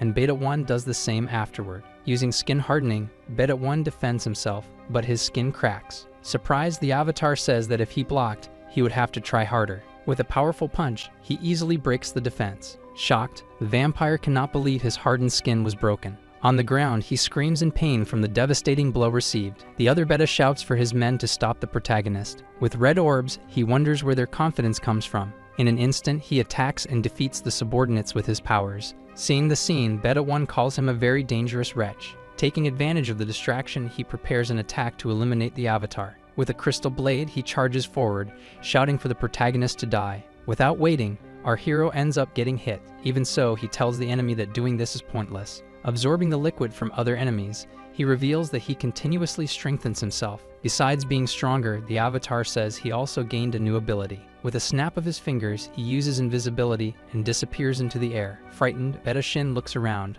unable to find him anywhere. Whispering in his ear, the protagonist appears right behind him. With a surprise attack, he pierces Shin's back with his claws. With a victorious smile on his face, he declares it is checkmate. After devouring him, his ability evolves into the mystery of the red liquid. Feeling the new power, he realizes he can control his abilities with his mind. Now the avatar can manipulate his powers much more quickly. The last Beta accuses him of being a crazy and traitorous vampire for feeding on others. Shocked, he understands the origin of the protagonist's strange abilities. With no patience, Heinz asks if he is going to complain all day. Provocatively, he challenges him to attack, insinuating that he is afraid. With a scream of fury, the last Beta charges at the protagonist. Using the mystery of the red liquid, the avatar launches an attack with tentacles. Irritated, the vampire accuses him of using tricks, but is immobilized by the magic. With a smile, the hero says he will also tell him something. In the blink of an eye, he cuts the enemy's neck. Shocked, the others realize that the masked one indeed had an assistant. Seeing the situation, the leader orders them to prepare the orb to attack. Together, they launch a powerful energy attack against the protagonist. With the help of the masked avatar, he protects himself from the impressive attack.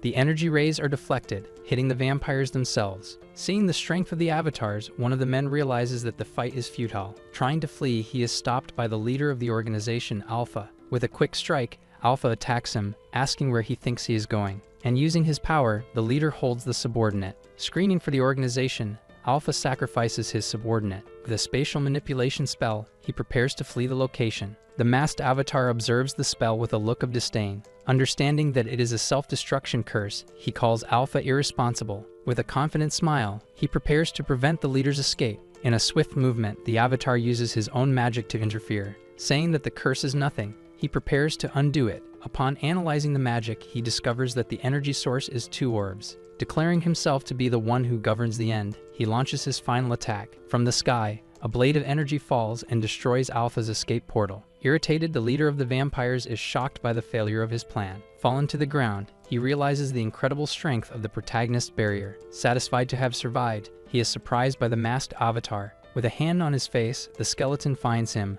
thwarting his escape. With no time for games, he says he won't let him escape again. With a cold look, the masked avatar warns that he will do things his way. In a panic, Alpha realizes that his mind is being invaded by the enemy. The protagonist demands that he show all the memories of the secret organization. Suddenly, a strong light explodes from Alpha's head, surprising the avatar. He understands that it is a security mechanism to protect the memories. Unexpectedly, the avatar is transported to the mental realm. With a smile, the leader of the organization invites him to join them.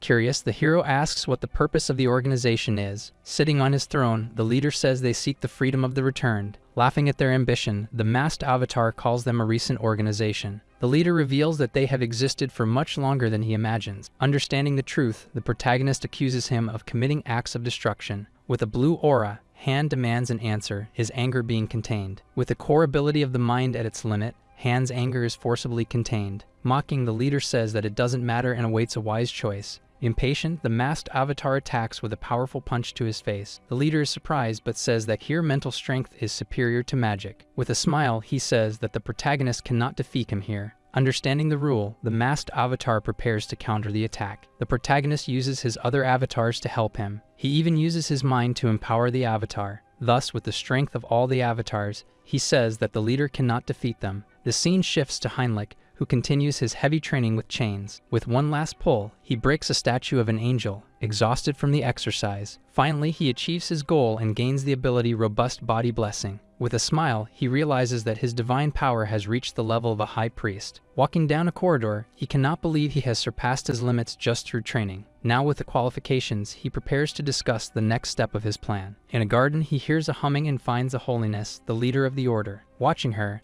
he thinks that despite the title, she seems like an ordinary girl. With a radiant smile, the holiness greets him, calling him by name. Enchanted by her divine aura, he greets her with respect and admiration. He asks why she is alone, and the holiness smiles innocently. With a ladybug on her finger, she says she got distracted watching the cute insect. Surprised, he realizes that she wasn't looking at the flowers but rather an insect. With a bright look, the holiness congratulates him for finally receiving the blessing. Impressed, he thinks that she truly lives up to the title of holiness. With a smile, the holiness says he should be proud of his achievement. Upon hearing the bells, she says it is time for the religious service. Inviting him to the chapel, she points the way with a gesture. The protagonist begins to understand her obsession with Hans. In a flashback, the story of the first immortal king is revealed. With his army, the king transformed half the continent into a land of darkness. Even with the union of the nations, a dark wizard reclaimed his heart. Reborn, the second immortal king brought ruin to the world. The chosen one of the order destroyed his heart, which shattered into three. The divine order has always been at the forefront against the immortal king. That is why the holiness harbors great hatred and obsession for him. With a smile, the avatar thinks that there is no longer a need for this. He remembers Han's dark past and his gentle personality. With a new plan in mind, he focuses on using his powers. The scene shifts to the one commanding the leader of the mental realm, and he is spitting red liquid. A servant approaches, concerned about his health. Irritated, he pushes the man away, saying he is disrupting his concentration. In his mental realm, he cannot believe he is being outmatched in battle. With a powerful punch, the masked avatar attacks him, questioning the situation. Being thrown back, the leader realizes he had the advantage at the beginning. Now he sees that the protagonist's power has grown uncontrollably. It is as if several people had combined their strengths into one. Not understanding the defeat, his spiritual body begins to shatter. Outside the mental realm, he cries, unable to believe he is losing. Urgently, he asks the servant to pass an order to the soul branch. In desperation, he orders all operations to cease and the information to be erased. He also instructs to inform the commander about the threat of a monster in Korea. With Alpha's spiritual body destroyed, the avatar approaches the fragments. Analyzing a shard, he laments having lost the trail of the leader. Upon absorbing the fragment, his ability evolves into the path of sorcery. With the fragment in hand, he understands that his growth is what remains of Alpha in the mental realm, and so he uses what little he has to read the remaining memories. With his powers, he decides that he will track down the organization's hideout. In the midst of a forest, he finds the Korean branch of the secret society. With a dark aura, he warns that he will give no chance for escape. Suddenly, an explosion hits the location, startling one of the researchers. The masked avatar appears and asks if the evacuation order has been given. Unable to escape, the researcher is lifted by the neck. Seeing that he has disposed of the materials, the avatar questions him about what to do. With a smile, he says that by saving the data, the man handed everything over to him. Reading the documents, the avatar is surprised by the organization's crimes. With the papers trembling in his hands, he is shocked to see what they were involved in. Overcome with rage, he declares that he will never forgive what they did. The explosion that eliminated his family was caused by them, and now he swears that he will not leave a single one alive. In a flashback, Han remembers the attack that destroyed his family. With his fist clenched, the anger grows within him. He now understands that the secret organization was responsible for the loss. With his head in his hands, he realizes that his enemies are very strong. Determined, he vows that the organization will pay for everything they have done. For that, he needs a plan and begins to train his new abilities. With a red crystal in hand, he plans to use it in Heinz's red liquid. The idea is to implant the crystal in other vampires to strengthen them. With a smile, he holds the crystal ready to execute his plan. He knows that the inheritance of the red liquid will connect the vampires to him. With a grim look, he declares that those who resist will be crushed. The scene changes. In her room, Jin Soran is shocked to learn that Heinz defeated the enemies. Sitting in the chair, she is surprised by his request. He confirms that he took care of almost everyone and wants to speak with her faction leader. Shocked, she asks for time to verify the facts before reporting. With a red aura, he asks if that serves as proof. Frightened, Jin Soran fears the Avatar's power. Realizing his strength, she decides to contact the leader immediately. In a room, the faction leader is surprised by Heinz's proposal. With a glass of red liquid in hand, she finds the proposal quite unexpected. The vampire stares at him, finding the idea disturbing. Calmly, he explains that he has no intention of giving absurd orders. His goal is to maintain peace and order among the vampires. Laughing at the proposal, she questions if there is not a contradiction in that. With a cold look, he says that everything depends on the point of view. In her mind, she understands that she will have to use force if she refuses. Suddenly, the leader agrees to the proposal, leaving him surprised. He questions her confidence. With a gesture, she says that she trusts herself and will help him. To everyone's surprise, she orders Jin Soran to accompany him as a bridge. Excited, Heinz says that was exactly what he wanted. With the conversation started, they plan how to absorb the other faction. Additionally, they discuss the new faction that is emerging. The leader toasts with Heinz, celebrating the new alliance. With the glass in hand, he plans to become the leader of a new group. Toasting, they celebrate the first step to take control of the pact. The scene changes. Heinz asks Jin Soran to stay still so she doesn't get hurt. With a serious look, he prepares to start the procedure. Sitting in a chair, she watches him with her arms crossed. Thus, the red crystal is implanted in her back. Feeling the power, she notices the crystal warming her body. The red liquid begins to pulse faster, and she feels the change. Her muscles and bones expand, and she feels reborn. With a strange sensation, she says that her body doesn't even feel like hers anymore. Watching, Heinz notes that the crystal increases her power by 30%. Now stronger, Jin Soran calls him Lord, leaving him surprised. With a smile, he says that with the new lineage, he created a new clan. For the clan, he suggests that they need an appropriate name. Thinking of a name, he says it should be something striking. With an idea in mind, he notices the mutation caused by the crystal. With a smile, he decides that the name will be Heterosis. Before the followers, he declares the name of the new faction. With a confident look, he prepares to lead the strongest clan. The scene shifts to Han, who stretches contentedly with the progress. Sitting in his chair, he thinks that the organization is global and dangerous. To defeat them, he needs more power and influence in the other world. He thinks about causing major events for that, like wars or attacks. Suddenly, he is startled by his own dark thoughts. With a shout, he reprimands himself for thinking about hurting innocents. With his hand on the book, he wonders if there is another way out. Looking at the book, he decides that maybe he should just clean up the mess. With a smile, he realizes that he has found a way to solve the problems. The idea is to create a conflict between the villain Hans and the hero Heinrich. While Hans would gather corrupt nobles, Heinrich would defeat them as a hero. Thus, he finds the plan a perfect cycle for his objectives. Excited, he decides that he will execute the plan one step at a time. With a shout, he calls for Harley, his fifth avatar, to act. Harley has the ability to adapt quickly to any situation. Han decides that he will further develop this ability. With a smile, he has an idea of how to put the plan into action. The scene shifts to Hans, the masked one. In an underground laboratory, he finds several bizarre experiments.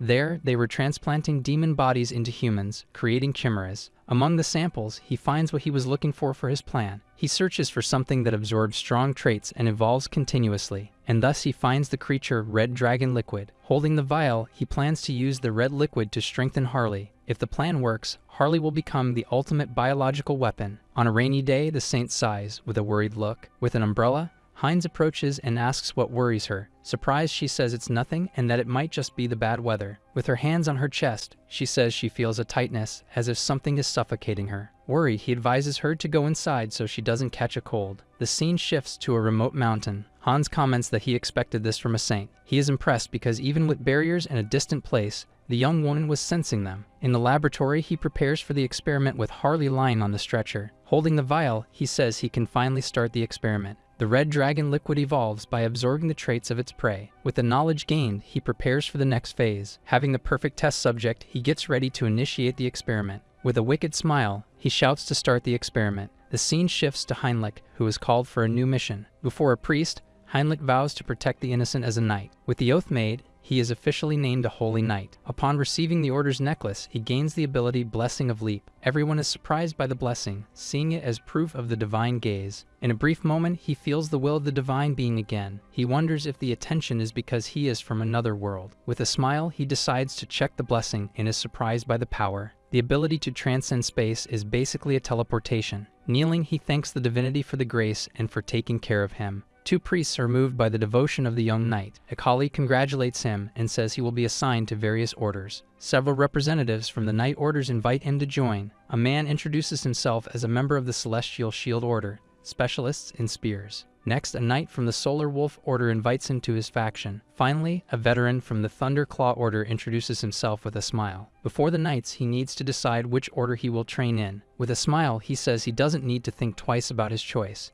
To everyone's surprise, he declares that he will train in all orders. With his skills, he plans to absorb all combat techniques. With a serious look, he notices a person who has not yet introduced himself. Curious, he asks why the purple-haired knight hasn't said anything. The colleague says that his order is more selective with its members. With crossed arms, the knight says they only choose the best. Analyzing Heinrich, he says that perhaps he can take the test. Shocked, the protagonist does not understand the criteria of that order. With a gesture, the knight beckons him to follow him to the test location. Walking down the corridor, he explains that his order guards an important place. Upon reaching a door, he says he will reveal the secret if he passes. In the room, they find a hooded figure with a mask. Shocked, the protagonist recognizes the figure as an inquisitor of heresy. The knight says that he just needs to read the text aloud. With a cold sweat, he wonders if this is a spy detector. Feigning offense, he says that his faith is being questioned. With a serious look, the knight says it is just a procedure. Under pressure, he finds himself with no way to avoid the test of faith. Starting to read, he swears to keep silent under any circumstances. To protect himself, he decides to throw himself into the fire and mark his body. It was so hot that smoke even came out of his mouth, and the Inquisitor approves him.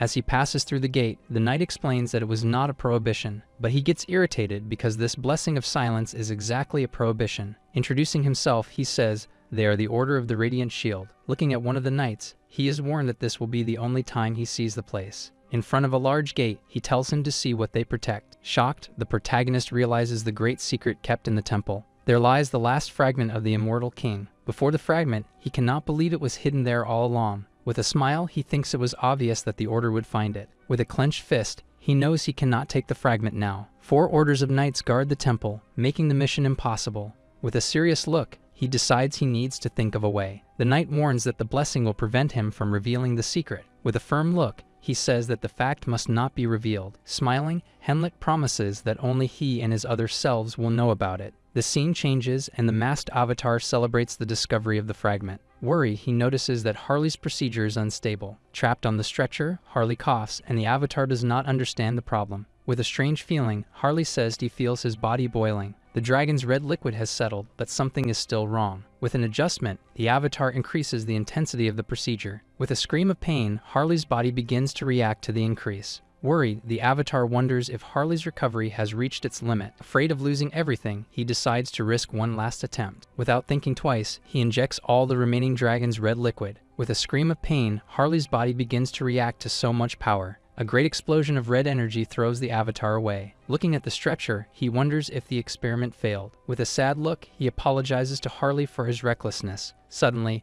a notification of skill growth appears. Shocked, he does not understand how that can be considered growth. With the evolution, he gains the special skill Physical Mutation. The adaptation skill evolves into the special skill Mutation. Celebrating, he realizes that Harley's mind has finally connected. With a smile, Harley says he feels like a new species. Noting in his book, the avatar says that the good news keeps coming. With a smile, he celebrates the natural growth of his avatars. With his hand on the book, he decides he will discover how to use the new avatar. Full of confidence, Harley prepares to test his new abilities. The scene changes to a forest, where the avatar breathes the fresh air. With arms wide open, he feels renewed with his new powers. Satisfied, he realizes that his senses have become much sharper. He can hear the breathing of a beast watching him from afar. Suddenly, a black panther roars and prepares to attack. Excited, he recognizes the beast as the same one from his first time there. Without fear, he grabs the panther by the neck, apologizing, and then he throws it away, showing his strength. Laughing at the situation, he prepares for battle against the beast. Being hit, he screams in pain, but does not falter from the attack. With a wild look, he opens the panther's chest in search of something. Holding the beast's core, he says he found it. With a greedy look, with the core in hand, he prepares to begin his evolution. As he swallows the stone, he feels his concept strengthen with the energy. Showing his muscles, he decides to solidify his power with physical mutation. His body grows, and he realizes the advantage of a larger physique. With the evolution, he gains the special skill Gluttonous Feast. Hungry, he realizes that the mutation has left him very hungry. Holding the beast's heart, he says that hunger will not be a problem. As he bites the heart, he tastes something sweet and refreshing. Laughing, he cannot contain his impulses and feels like a lunatic. With a serious look, he realizes that his behavior is wild. Remembering a barbarian alliance, he decides to change classes. The scene changes to Turak, a county in the kingdom of Tulek. In front of the Sailors Guild, people are startled by the figure. Inside a bar, a man wonders what a barbarian is doing there. Everyone is on alert, and the attendant greets him nervously. With a muscular body, he admires himself, finding it a bit exaggerated. His goal is to become an influential and unforgettable hero. In the bar, a nervous man asks what he intends to do there. With a punch on the table, he says he came to exterminate the monsters. Startled, the man guides him to the ship, and the avatar prepares. Returning to Heinlich, he continues to train hard in the rain. A priest declares him the winner, and he faces his opponent. With the training, he gains the skill of comprehensive mastery in weapons. Satisfied, he knows that the experience will help his other avatars. Suddenly, he notices the holiness in the garden, dressed in ceremonial attire. Curious, he wonders what she is doing there alone. As he approaches, the holiness greets him with a smile. With a gesture, she says she is sharing her power with the worms. Shocked, he wonders if the worms will turn into giant monsters. And looking at her, he wonders if there will be any special event. She confirms and says that a guest capable of tracking the immortal king will arrive. Shocked, he wonders who could possibly track Hans. Not knowing how to explain, she invites him to participate in the event, and he cannot hide his joy upon receiving the invitation. The scene shifts to the chapel, where Lord Granwood's entrance is announced. Surprised, the protagonist has never seen a formation of knights like that. They enter through the front door, and Heinlich is shocked to see them. With a smile, the guest reveals himself as a high elf from the Elven Kingdom. He introduces himself as Ralphori Granwood, the guest of honor. In a shop, Hubert, the sixth avatar, analyzes a bronze object. With a tired look, the shop owner calls him to make a decision. Irritated, he asks if the avatar is going to buy, since he has been there for 2 hours. Holding a necklace, Hubert apologizes to the shop owner. With a smile, he admits that he still lacks experience as an evaluator. Hubert was obtained through the growth of Harley, his other avatar. His initial skill is evaluation, which allows him to see the details of items. Over time, he plans to become a merchant who dominates the continent. Before that, he needs to deal with the reactions of other merchants. For that, Harley's heroic influence needs to grow even more. The scene shifts to a snowy mountain where Harley encounters a bear. With a smile, he says the bear is the biggest problem on the mountain. With a furious roar, the beast prepares to attack the avatar. Wielding his axe, he charges into battle against the monster. With a quick spin, he attacks the bear with all his strength. Seeing an opening in the bear's defense, he prepares for the attack. With a leap, he raises his axe for a devastating blow. With a war cry, he brings down the axe with all his might. To his surprise, the bear's skin is too tough, and the axe breaks. Irritated, he calls the beast crazy and prepares for a counterattack. With a powerful strike, the bear throws him away with its paw. Fallen in the snow, he can't believe his axe didn't work. Seeing the bear advance, he decides to use his special ability. With a shout, he activates physical mutation for battle. His arm transforms, and he delivers a powerful punch to the bear. The impact of the blow creates a large crater in the snowy mountain. With his transformed arm, he realizes his fists are stronger. Looking at his body, he questions if he will be a hero like this. With a serious look, he wonders if he can use the monster's vitality. Determined, he prepares to try a new approach in the battle. Focused, he tries to pull only the energy, without the transformation. With a flame in his hand, he finally reaches enlightenment. With a smile, he gains the special ability Bio-Aura. Satisfied, he feels that the new ability is more human. Suddenly, a giant ogre appears in front of him, surprising him. With a stomp, the ogre stares at him, and he prepares to attack. But Harley decides to test his new power. Just as the ogre brings down its foot, he uses the ability. Laughing at the situation, the ogre seems not to have felt the attack. Managing to lift the creature's foot, the avatar questions if it finds this funny. Irritated, he says he will show what is truly funny. With his body on fire, he prepares for a powerful attack. Shouting, he charges with all his strength against the ogre. With a flaming kick, he strikes the giant monster's leg. With his axe in hand, he prepares for the next strike. This time, the monster realizes it is in danger, and with a spinning strike, Harley attacks it with all his strength. Advancing, he prepares for the final blow against the giant beast. Holding the axe's handle, he concentrates all his energy. Amidst pieces of the monster, he declares that he is ascending to hero status. Suddenly, he smells a strange and disgusting odor in the air. The smell leads him to a forest covered in snow and dark energy. Following the trail, he encounters mysterious knights in the forest. In the distance, he spots the base of the organization Vow of Challenge. Unaware of their plans, he wonders what they are plotting. With a wicked smile, he vows to uproot the roots of evil. With a shout, he launches an energy ring at the enemy base. The scene shifts to Raffery, who praises the tea served by the Holiness. With a smile, he thanks the leader of the order for her hospitality. The Holiness is pleased and says the order is grateful for his visit. Beside her is the Avatar Knight who observes everything. The Elven Kingdom, devoted to the World Tree, joins the cause. Despite different gods, the Order and the Elves respect each other. With a handshake, the alliance between the two peoples is sealed. He wonders if the High Elves will use the World Tree to find Hans. Fascinated, he notes that the pupils of the High Elves are star-shaped. Raffery notices Henlik's gaze, leaving him all flustered. But the Holiness apologizes for staring, leaving the Avatar confused. Pointing to his eye,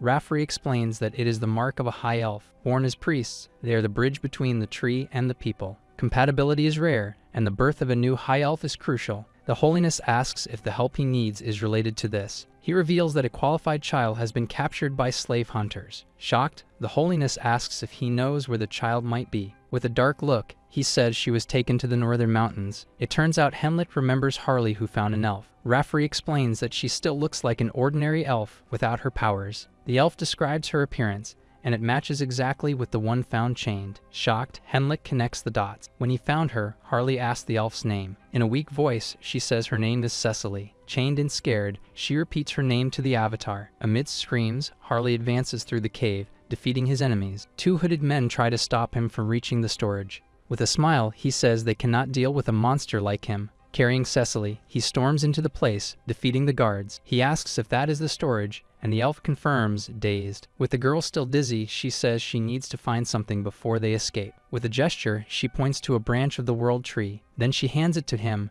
and warns that things will get difficult from there. Before fleeing, he stretches his body to endure. The girl asks him to go slowly, but ignoring her, he runs with all his speed. The scene shifts, and Henlik makes a suggestion to Raffery about the child. While the elf sips his tea, the Avatar warns that he knows where the girl is. Surprised, Raffery asks if he has any tracking blessing. He says no, but he can sense her presence somehow. One of the knights gets irritated with the uncertainty of the situation. With a serious look, the Holiness asks him to explain in more detail. Returning to Harley's escape, the enemies realize they are fleeing. With a flute, one of the kidnappers calls for a giant creature. Shocked, Harley realizes the creature is blocking his exit. A giant worm emerges from the ground, and he cannot believe his eyes. With no choice, he decides he will have to carve a path with force. With his feet on fire, he charges at the giant worm. With a powerful kick, he attacks, shouting for it to get out. Shocked, he realizes he is inside the mouth of the giant worm. Inside, he finds a magical control circle. With his hands on fire, he understands why the creature was there. Like a true hero, he decides to save the worm from control. With a shout, he throws it back to its home. With one last effort, the worm flies away, free from control. With a smile, he tells Cecily to promise to live a long life. Suddenly, Harley and Cecily are surrounded by giant wolves. With a serious look, he wonders what the organization is plotting. Not caring, he decides he will take them all down. From a distance, the hooded men watch the battle, impressed. Irritated, the leader does not understand how he found the hideout. Elder Narabi from the Vow of Challenge decides this is the end. Surrounded, Cecily says he cannot defeat all the monsters. One of the wolves bites her arm, but her skin transforms into scales. With a wild look, he says their numbers are overwhelming. With a punch, he defeats one of the wolves, showing his strength. Inside the wolf, he finds a glowing purple magic stone. With the stone in hand, he says his stamina will be limitless. Eating the stone, his body fills with veins and immense power. With his new strength, he continues the battle, fascinating his enemies. Even while controlling himself, his body moves on its own in the fight. With wild instincts, he blocks attacks and devours his enemies. With a scream, he reaches enlightenment and a new power awakens. Upon gaining the wild instinct ability, his eyes shine. Defeating the wolves, the hooded figures call him a monster. They fear that he might escape the siege. With a shout, the leader orders all summoning circles to be activated. With no choice, he decides to reveal his trump cards ahead of time. He orders them to free those two. Laughing, Harley says he likes the beastly fighting style of the wolves. With his axe in hand, he prepares to finish the fight. Suddenly, a crystal arrow hits him, surprising him. Shocked, he doesn't understand what struck him in the middle of the battle. Looking at the sky, he sees several crystal arrows coming his way. A crystal hand holds one of the arrows, ready to attack. Seeing himself in the reflection, Harley wonders what kind of power that is. A crystal man emerges, emanating immense telekinetic power. Suddenly, a red demon falls from the sky, frightening Cecily. With a smile, the demon says he won't be able to move. Shocked, Harley can't believe that even demons are there. With a smile, he says that brute force won't defeat him, and so he prepares to face them. The man throws another arrow, hitting Harley in the chest. Meanwhile, the other monster punches the poor guy right in the face. Already preparing for another blow, the demon tells him to give up the battle, and with fire in one of his hands, the demon says he will end him now. But excited, Harley says they will be the ones eliminated. Suddenly, a golden light bursts from him, leaving the enemies confused. It falls with force, causing a great explosion. With a smile, he says that help has arrived just in time. With his shining armor, Heinrich appears to save the day. Returning to the palace, a knight questions the holiness for trusting an uncertain feeling. Irritated, she says that Sir Heinrich is someone they can trust. With conviction, she states that even the divine has taken an interest in him. Rafferty stands up, saying it doesn't matter if it's a revelation or a hunch. With determination, he asks Heinrich to guide them to the child. The scene shifts to the mountain with that great explosion. With his sword, Heinrich charges at the red demon. With a strike of light, he attacks the monster with his holy sword. The demon is thrown far away, surprised by the knight's strength. Impressed, he can't believe in the divine power and Heinrich's abilities. The Crystal Man realizes that the knight's power is not normal. Suddenly, Harley lands a punch on the Crystal Man, distracting him. With crystal spikes, the man defends himself and counterattacks. Harley ends up getting hit, but he manages to hold the enemy's head. He says that will be enough to take revenge for the lost eye. He says this will be his payment. With his hands on his head, the man goes into a panic. In an instant, Harley manages to smash his head. Wounded, he pulls the arrow from his eye, and he says the enemy will replace his lost eye. With the crystal eye in hand, he prepares for the transplant. As he places the eye, he gains the ability Gem Eye. With a smile, he realizes he can now attack from a distance. From afar, the hooded men can't believe in their defeat. Shocked, they wonder who the Holy Knight is. The leader orders his men not to act recklessly. With an escape plan, he orders the remaining monsters to be released. Suddenly, one of the men turns around, startled by something. With a blow, one of the men is hit, surprising everyone. The Holy Order appears, and Heinrich threatens to crush the heretics. Frightened, one of the men asks if they should prepare the teleport to escape. With no way out, Narabi decides there is no turning back in the battle. With a shout, he prepares to sacrifice the souls of his men. With a summoning spell, he intends to call on Archdemon. A large purple shadow rises from the ground, enveloping the entire area. With his hand transformed, the demon prepares to burn everything. With a scream, he orders the creature to turn everything to ashes. Suddenly, a golden light appears, surprising the leader of the heretics. The divine power of light is so strong that it even frightens the Archdemon. The light hits the demon squarely, injuring him severely with its power. From afar, a priest apologizes but says the heretic will burn. With a scroll in hand, he casts a powerful light spell. Hit by the magic, Nuradi screams in pain, being enveloped by the light. Seeing the explosion, Harley says things seem to be resolved. With a gesture, Harley calls Cecily to come out of hiding. Frightened, she says she felt nauseous with the situation. With a smile, he comforts her, saying that the important thing is for her to be well, while the other avatar observes the two. But a voice calls for Sir Heinrich, interrupting the moment. With a smile, Sir Tuscan says they arrived on time thanks to him. He congratulates Heinrich for being right and asks how he knew. Suddenly, Rafferty runs towards Cecily, shouting her name. Kneeling, he introduces himself as Rafferty from the Elven Kingdom. With a shining gaze, he looks at her, showing his starry pupils. Laughing, Harley says he is glad she has reunited with her people. Grateful, she asks how she could repay his help. With a smile, Rafferty says he is admirable and that he will reward him. He asks Harley to sit down, and Cecily approaches with a smile. With a kiss, she blesses him, and he feels a familiar energy. Rafferty explains that it is a blessing from nature, which only high elves can give. With a smile, Rafferty asks him to extend his hand for the reward. He hands over an elven symbol,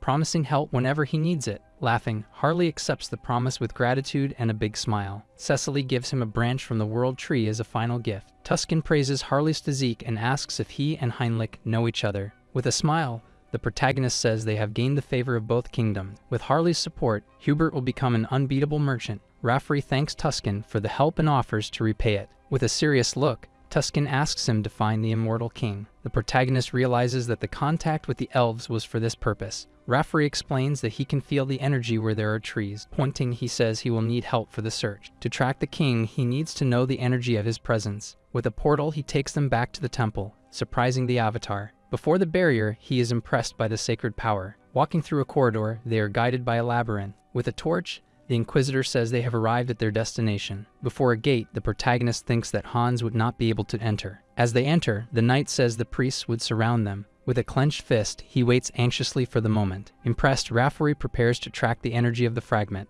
With glowing hands, he says he will track Hans with his power. The protagonist realizes that all forces will be mobilized against him. With a wicked smile, he realizes he has found a way. With the fragment in hand, he plans to take the last piece of the king. In a dark room, the representatives of the challenge vote gather. With a dark aura, the representative of the Empire makes his presence known. Next, the representative from the East also appears at the meeting. With the empty chair, it is revealed that Naradu will not attend because he is dead. One of the members says they still do not know how the order tracked them. With a smile, he questions whether they are not being careless. Another member says the order resurfaced because of the king's hair. With a plan in mind, he suggests using the new hair to their advantage. With a wicked smile, he finds the idea of using the hair interesting. The scene shifts to the holiness who cannot track the energy. With the fragment in hand, Hans realizes she tracked him from there. To hide, he decides to conceal the fragment in a subspace. With a skull portal, he prepares to store the object. With a frustrated look, he realizes that the fragment cannot be stored. Sitting in a building, he thinks about how he returned to Earth with the fragment. With a plan, he decides to create a subspace within his own body. Concentrating his energy, he prepares to become one with the fragment. With a smile, he successfully absorbs the fragment. Now he can absorb the power of the fragment and hide his energy. Satisfied, he says he has solved his biggest problem once and for all. Looking at the laboratory, he prepares to clean the crime scene. With a snap of his fingers, he decides to burn everything to ashes. Amid the flames, he prepares for the next step of his plan. Already outside, he says he will release all barriers. With the smell spreading, he challenges the order to find him. On a mountain, he swears he will get the last fragment of the king. The scene shifts to Raffery, who finally finds the trail of the king.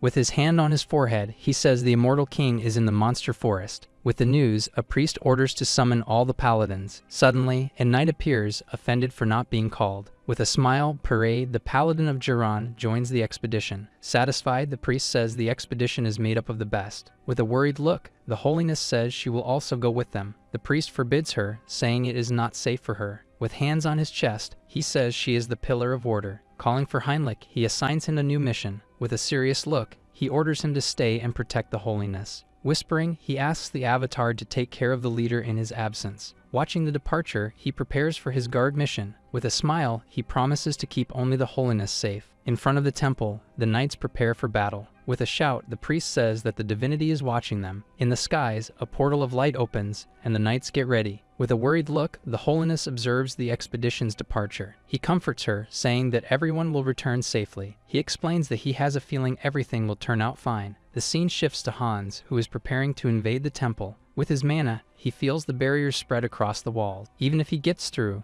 the internal barriers will still be active. To buy time, he launches a firework attack. Shocked, one of the knights does not understand what is happening. From atop the wall, another knight tells everyone to look down. Seeing the monsters, he shouts that they are under attack and calls for everyone. In the forest, the expedition realizes the situation is problematic. They search for hands but find nothing in the area. Raffery says it can't be, as the world tree would warn him. Suddenly, the priest realizes that Hans may have set a trap. With a shout, he orders everyone to return to the temple immediately. With the temple in flames, Hans meets the last fragment. With the energy in hand, he declares that the resurrection of the king has come. With the bell ringing, a knight shouts for everyone to move quickly. Running down the corridor, he warns that the undead are attacking. With a smile, Heinrich wishes the knights good luck in battle. With arms crossed, he says he was assigned to protect the garden. With a plan, he decides to wait for the distraction to sneak in. With a shout, a knight leads the others into battle against the monsters. Surprise, Heinrich notices there are more knights than he expected. With a smile, he says they will be distracted by the attack. Suddenly, an inquisitor warns that the undead are a decoy. He reveals that the hair of the immortal king has already reached the depth. Shocked, Heinrich does not understand how they discovered everything so quickly. Irritated, he advances, saying he needs to prevent a disaster. The scene shifts to a cave, where the knights accompany the holiness. One of them wonders how an intruder got there unnoticed. With a worried look, the holiness questions if they teleported,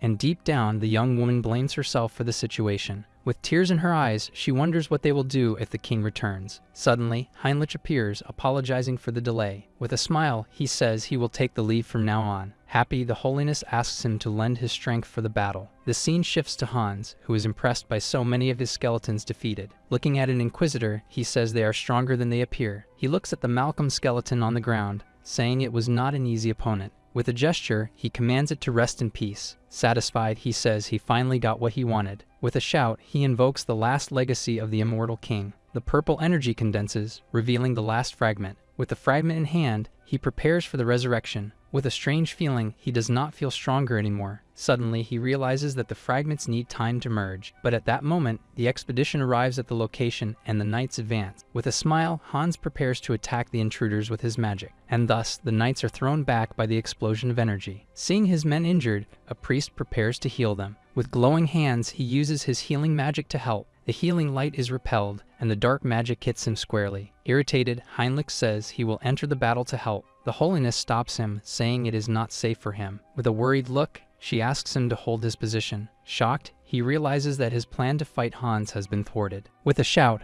Hans says the fragment is his and orders everyone to give up. With a sphere of energy, he thinks about exploding everyone there. Suddenly, several swords of light appear, attacking the avatar. With his magic, he defends himself, surprised by the power of the attack. The holiness, with hands in prayer, casts a quick and powerful spell. With regeneration at its maximum, he realizes he cannot prolong the battle. With a surprise attack, he decides to take down the command tower first. Irritated, the priest blocks the attack. Shocked, he realizes they are acting with complete confidence in their victory. With a thoughtful look, he wonders if someone is reading his strategy. Approaching the healer, he wonders where the avatar is looking. With the distraction, the holiness launches a powerful attack against Hans. With a shout, she calls everyone to attack together with full force. Surrounded, he realizes they are trying to prevent him from regenerating. Using his shield, Hans claims it was an obvious trick, and irritated, one of the knights bravely advances. With a disdainful look, the protagonist calls him slow and prepares himself. Suddenly, energy skeletons bind the knight, shocking him. Trapped, he does not understand how the avatar predicted all his movements. He realizes he should have blocked the psychic invasion. Heinrich knew everything because he heard the plan the priest's mind. The paladin prepares to act,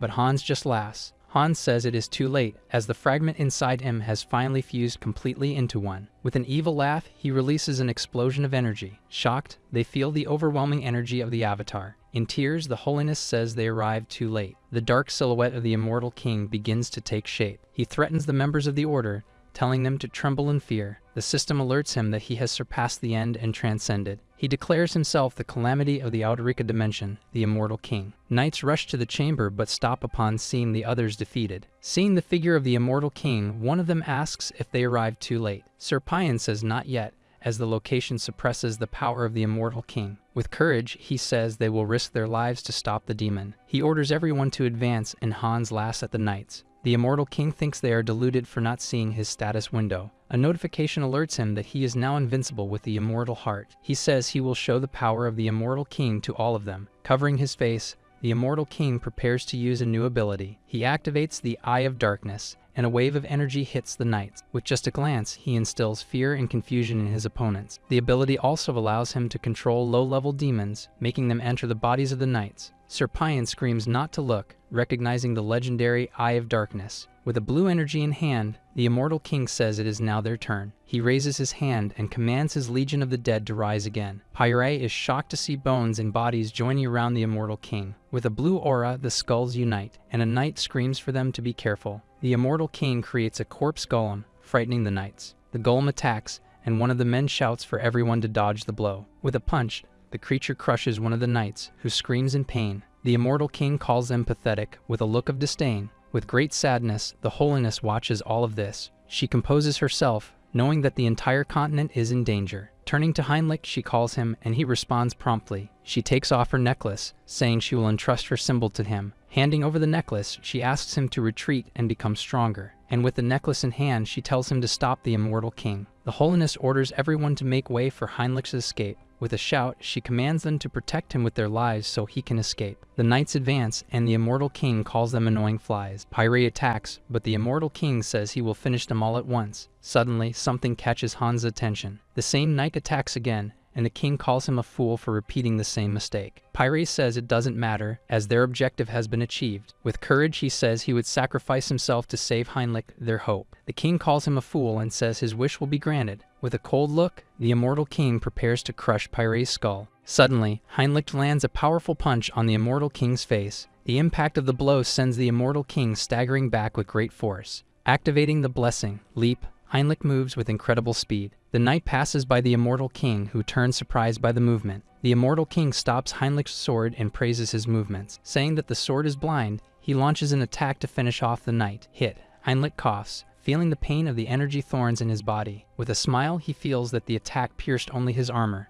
Amidst the battle, Heinrich prepares for the climax of the fight. In tears, the holiness asks why he didn't flee. Wounded, he says he didn't join the church to save his own skin. Holding the necklace, he questions how a coward could protect the world. With the necklace shining, he fills himself with sacred power and determination. Facing the immortal king, he asks if his sword seemed blind. With the sword shining, he swears he will defeat him, even if it breaks. Upon gaining the blessing, Sword of Light, he is shocked by the third blessing. With a shout, he charges towards the conclusion of the battle against the king. The protagonist strikes the immortal king squarely with his Sword of Light. The king praises Heinrich's words and prepares for the final blow. Watching the scene, the holiness despairs at the course of the fight. Holding the sword, the immortal king asks for the name of the church's servant. With a shout, he introduces himself as Heinrich Landgard. The system alerts that immunity with the end of life has been activated. The immortal king says he will remember that one and vanishes using his power. Wounded, Heinrich looks around and wonders if the enemy has fled. Exhausted and out of strength, the protagonist begins to fall to the ground. Pyre holds him, shocked that he has struck the heart of the immortal king. With a smile, he feels the resurrection of the Chosen One. From afar, someone applauds, calling the scene a heroic tale. Han summarizes the perfect rivalry between the hero and the demon king. Back in his room, he says it's time to collect his payment. Seeing the shop, he is shocked to find he has earned almost 1,000,000 points. Without a second thought, he decides to enhance his unique skill. The system informs him that he has acquired the new skill, Customization. Curious, the protagonist taps the screen to see his new skill. Excited, he says that now it really feels like a game. The new Customization skill brought 2 new possibilities. Avatar modification allows changing the appearance and stats of clones. Meanwhile, avatar creation lets one define everything from the start. With a smile, he says the biggest difference is yet to come. Excited, he sees the option to select the gender of the new avatar. He says he has no strange ideas, just going to press it out of curiosity. Surprised, he realizes that the female selection is blocked. He soon notices the option to select a medium to generate related species. Looking at the branch, he remembers the World Tree branch from Cecily. Han comments that he liked the plant, but had no other way. With a smile, he asserts that this would be enough to create an elf. The system detects the World Tree branch and begins to generate the elf. A new elf avatar is born, and he decides to customize it. He transforms the elf's face into something quite beautiful. To finish, he gives it long, slender arms and legs. Excited, Han says that since elves are elementalists, the most important thing is the affinity with nature. So he sets that option to a higher level. The new avatar is named Harris and is called the Son of the World Tree. The protagonist admires the body and beautiful face of the new clone. With disdain in his eyes, Harris comments that the situation is unpleasant. And to say nothing more, the elf covers his mouth. He soon feels that Hans's dark magic is destroying Harris. In panic, he realizes the danger the new avatar is in.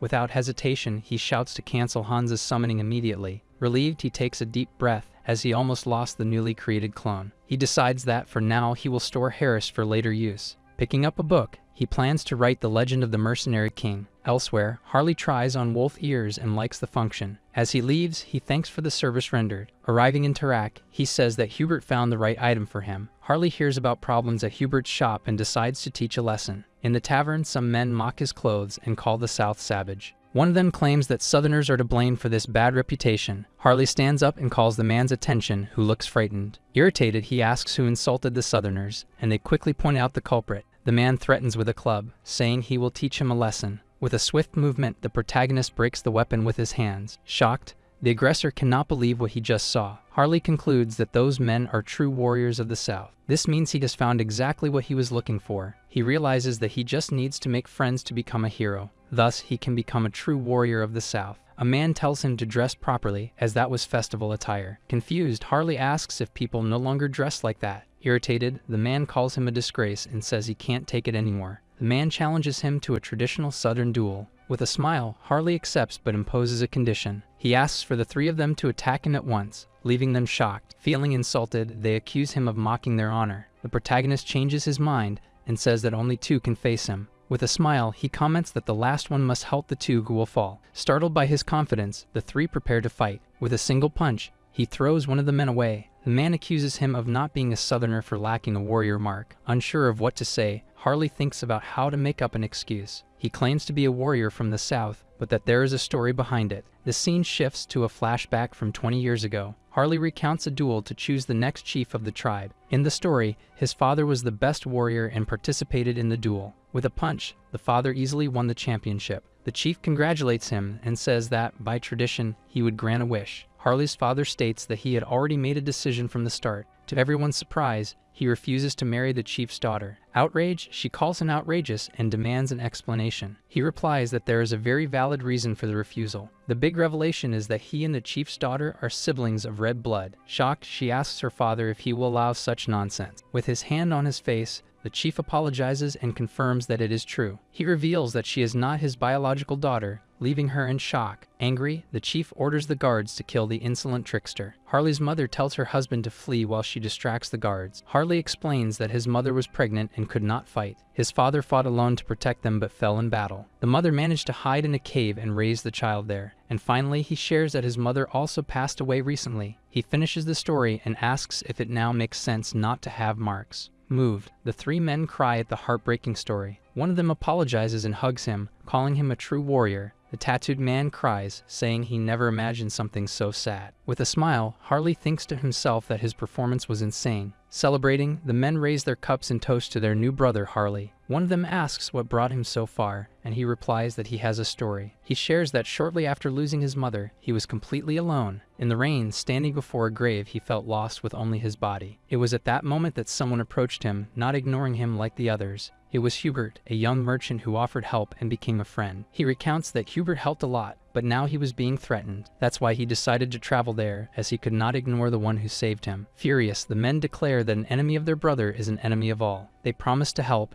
and Harley is moved by the support he receives. Grateful, he hugs them happily with the new and strong friendship. With a smile, he plans to use his new friends against the bandits. His economic plan begins by importing pepper from Earth to that world. In exchange, he intends to sell magical tools on Earth, where they are rare. With the profit, he will use the money to grow even more. One of the men suggests they go to their friend's shop, and Harley agrees. With a smile, he thinks that having subordinates makes life much easier. With the problem resolved, he decides it's time to debut his elf avatar. In front of the Great Rosalia Temple, he greets the gate guards. With a smile, he introduces himself as Harris, a mercenary friend of Harley. He says he came because he heard about the elves and requests an audience with them. The guard examines a poorly drawn letter of introduction from Harley. With confirmation, he recognizes the letter and stares at the visitor. He soon invites him in and guides him to the elves' quarters. Upon arriving, the guard informs him that Lord Raffory has already been notified. Harris enters the room and meets Raffory Granwood. The high elf invites him to sit, curious about Harley's friend. Seated, the avatar thinks about how difficult it is to pretend not to know those people. With a curious gaze, he finds the whole situation fascinating. Through the eyes of an elf, he admires the intense brightness of Raffory's eyes. Fascinated, he feels as if he is being drawn in by Raffory's shining eyes. With a cup of tea, the high elf asks if he is truly a friend of Harley. Upon seeing the bracelet, he confirms the friendship, leaving Harris surprised. The avatar apologizes, but Raffory replies that he is happy to see another elf wearing that bracelet. He changes the subject and asks what Harris wanted to request. Harris responds that he would like to learn to harness the power of nature. With a serious look, Raffory perceives his natural aptitude. Without a doubt, he sees immense potential in the young elf before him. He invites him to step outside for some fresh air, and Harris agrees. Raffory explains that he will not be able to teach him, as he will be leaving soon. Instead, he invites him to come along to the Elven Kingdom. Surprised, the protagonist is shocked by the unexpected invitation. The Elven Kingdom is the place where the High Elves receive education. Harris asks if he needs qualifications, and Raffory explains that only the children of High Elves can enter. With a smile, Raffory reveals that there is an exception, leaving the avatar pressured. Raffory explains that the exception is someone with the qualities of a high elf. He approaches and asks if Harris felt anything when looking into his eyes. Suddenly, the avatar feels the same strange sensation as before. It's as if he is being pulled and sucked into something. In a mysterious place, he wonders where he is and what it means. He realizes that the energy there is much purer than before. With a smile, he understands that something is truly different. Shocked, he cannot believe what he has seen before him. A leaf floats into the hand of a woman. Upon seeing her, he stares at her from atop the tree. He wonders if she is the goddess of the elves. Looking at the figure in the tree, he imagines if it could be the world tree. The elf descends from the tree and begins to float towards him, leaving him awkward. Not knowing what to do, he simply watches as she approaches. The elf touches his face, and the protagonist wonders why. With a smile, the goddess continues to gently caress the avatar's face. Not understanding anything, he wonders why the goddess is doing this. With her hand on his chin, the goddess beckons him closer. With a smile, she invites him to go to the Elven Kingdom. He asks if the leaf was the world tree and what she said. Not understanding anything, he shouts that he doesn't know what it means. Back in reality, he wonders what the true meaning was. Rafferty explains that he felt the presence of the world tree. Harris recounts that he saw an elf and asks if it was really the world tree. Rafferty says she appeared in a way that would be familiar to him. He soon warns that the world tree has a special interest in him. Shocked, he remembers that even the divine being had shown interest. Now, even the world tree is paying attention to him. The scene changes and a man begins to threaten Hubert in his shop. The man orders him to close the shop and leave the city. Calmly, Hubert apologizes for his rudeness. He says that an excellent tea has just arrived and offers a cup. The thug knocks the cup over, saying that Hubert didn't get the message. He threatens him, ordering him to leave the city or die right there. With a knife in hand, Hubert says that his friends seem to enjoy the tea. Suddenly, the leader of the thugs takes a strong punch to the face. Harley's blow sends him violently out of the shop. The other thugs are shocked, not understanding what happened. Without wasting time, Harley and his friends attack the others. Screams of pain and cries for help echo through the city street. At night in the shop, a toast of celebration takes place. Hubert thanks everyone, saying that the drinks are on him. Luwan comments that after the fight, Harley needs a warrior's crest. To show his, Luwine begins to take off his shirt. He proudly displays the crest marked on his chest. He says that a shaman in Tarak can make one for Harley. With a serious look, Harley grabs Luwine and calls him by name. Harley drags Luwine, saying they need to go see the shaman now. He throws him over his shoulders, ignoring all protest. Elsewhere, a thug threatens a shaman, calling her a witch. The man demands the money for the protection he had requested earlier. She complains that the amount was too high and that she couldn't pay. Irritated, the thug grabs her, asking if she didn't understand. He warns her that he had a bad day and wouldn't accept excuses. He pushes her, shouting for her to find the money. Suddenly, the man turns around, startled by something he sees. With a panicked face, he lets out a scream of pure terror. Harley appears with a smile, ready to end the commotion.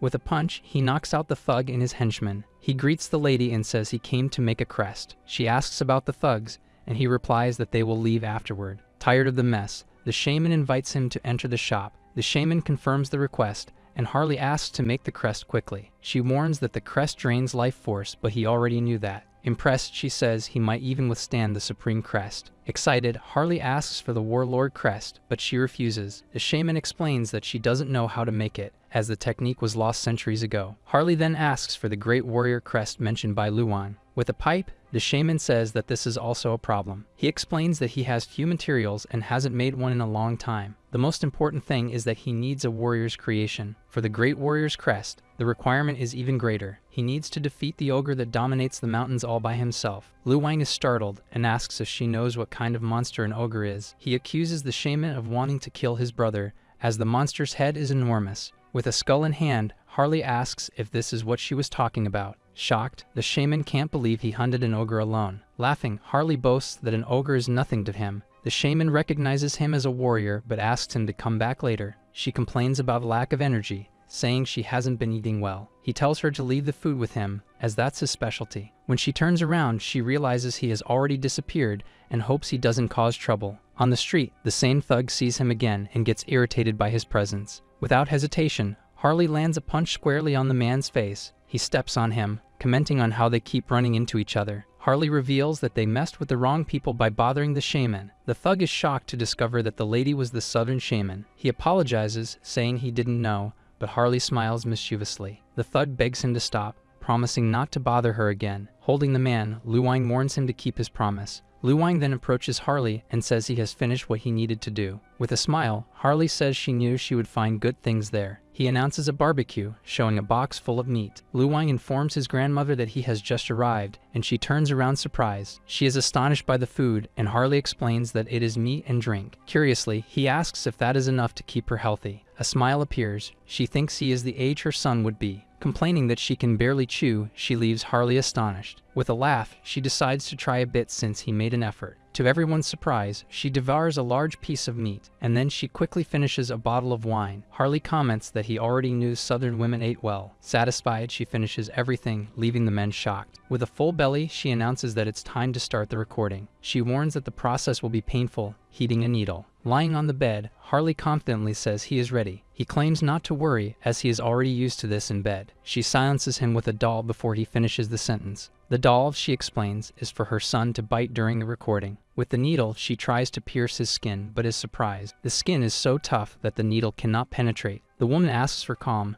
assuring that she has a way. With a fiery aura, she says she will pay for the meat she ate by doing her job. With a shout, she prepares to use all her strength. The shaman declares that she will show what a true tribal shaman can do. The system notifies that he has achieved enlightenment and gained a new skill. He acquires the Chalco's combat symbol, Great Warrior. The protagonist finds the symbol impressive, more efficient than the bio-aura. With the new power, he says he can defeat an augur without difficulties. Suddenly, Lu Wang's grandmother feels unwell, and Harley calls her worriedly. He asks if she is okay, but she tells him not to worry. She explains that she is just tired and will be fine after resting. Lu Wang calls his brother Travar, saying they have work to do. Harley shouts that the grandmother needs more meat to make the other crest. Irritated, she calls him a stubborn bastard, rolling her eyes. Tired, the shaman asks to be left alone to rest in peace. Elsewhere, Cardinal Payan asks Her Holiness if she still prays for Heinrich. Payan advises her to rest, warning that it could harm her body. She says she can't, as she doesn't forget Heinrich's bravery in battle. Her Holiness remembers Heinrich's face, bandaged and unconscious.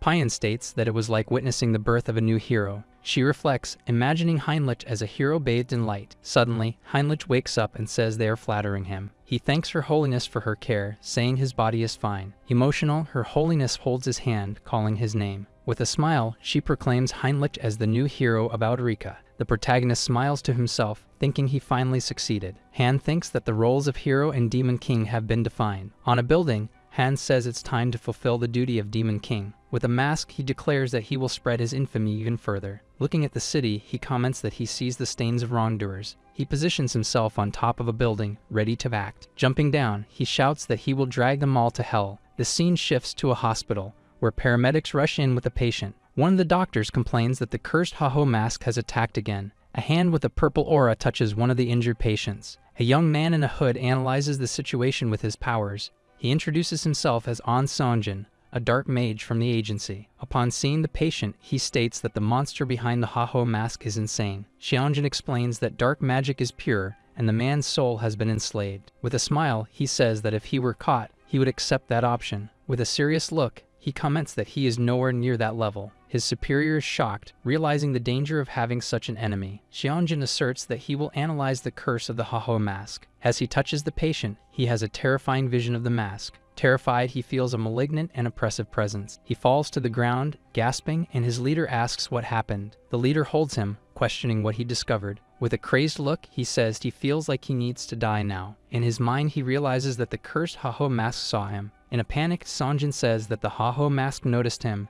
and he feels doomed. The leader asks if there is any way to deal with the mask. Xianjin runs to the window, saying that if he dies now, he will go in peace. The leader holds him back and insists that he will be fine, as he is not a villain. Relieved, Xianjin feels better, but is soon called an idiot by his boss. Suddenly, the young man begins to feel strange, as if his body is relaxing. With a scream, he faints and the boss desperately calls for help. Outside, a skeleton watches the scene, saying that the young mage is interesting. He comments that the mage is capable and does not seem to have a malignant aura. The scene shifts to the next day in a residential building. Han realizes that the popularity of his avatar Hans is out of control. He comments that calling him a dark hero could become a problem. With a headache, he thinks about how he will operate from now on. Pensive, he looks to the side and feels a strange presence. Upon opening the door, he finds a mysterious chicken delivery man. Surprised, Han cannot believe who is standing at the door. It was Kang Taesan, his childhood friend, who greets him with a smile. The scene cuts to the kitchen, with Taesan entering the apartment. He shows off his police uniform and complains about Han's reaction. With an ironic smile, Han thinks that Taesan is the last person he wanted to see. Kang Taesan works in the Criminal Investigation Division of the agency. Han remembers that he is his only childhood friend. While drinking a soda,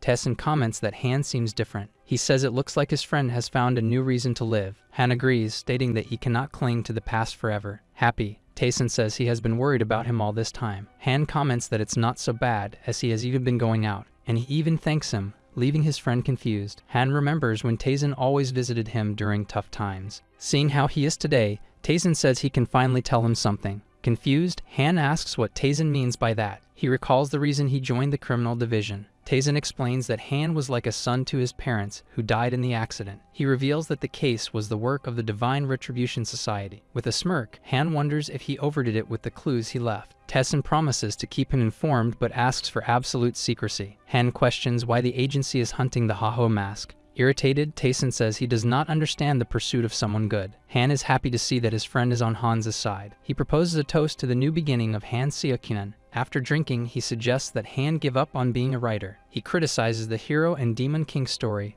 calling it cliché. Han tries to defend it, but Taesun insists it is embarrassing. He suggests that Hans be short for Hannibal Strauss. Han likes the idea, and Taesun reinforces that he can ask for help whenever needed. Suddenly, Taesun receives a call and looks at his phone. He says it is already time and he needs to go, leaving Han surprised. Han calls out to him, and Taesun stops before leaving the apartment. Before he goes, Han asks if Taesun's grandmother is doing well. He replies that her condition has worsened and that he needs to prepare. Worried, Han asks if he can do anything to help. Taesun tells him to focus on writing, that he will figure it out. After he leaves, Han clenches his fists and feels powerless. He remembers Taesun's grandmother holding his hand. She told him to ask for whatever he wanted, as if he were her grandson. The lady smiled, stating that Taesun's friend was like a grandson to her. With a smile, young Han happily thanked her for the affection. He fondly remembers how Taesun's grandmother took care of him. Han feels useless for not being able to help his friend in this difficult moment. Suddenly, a brilliant idea arises and his eyes shine. With a confident smile, he says that Taesun owes him an apology for mocking him. He claims that the character she teases will help him.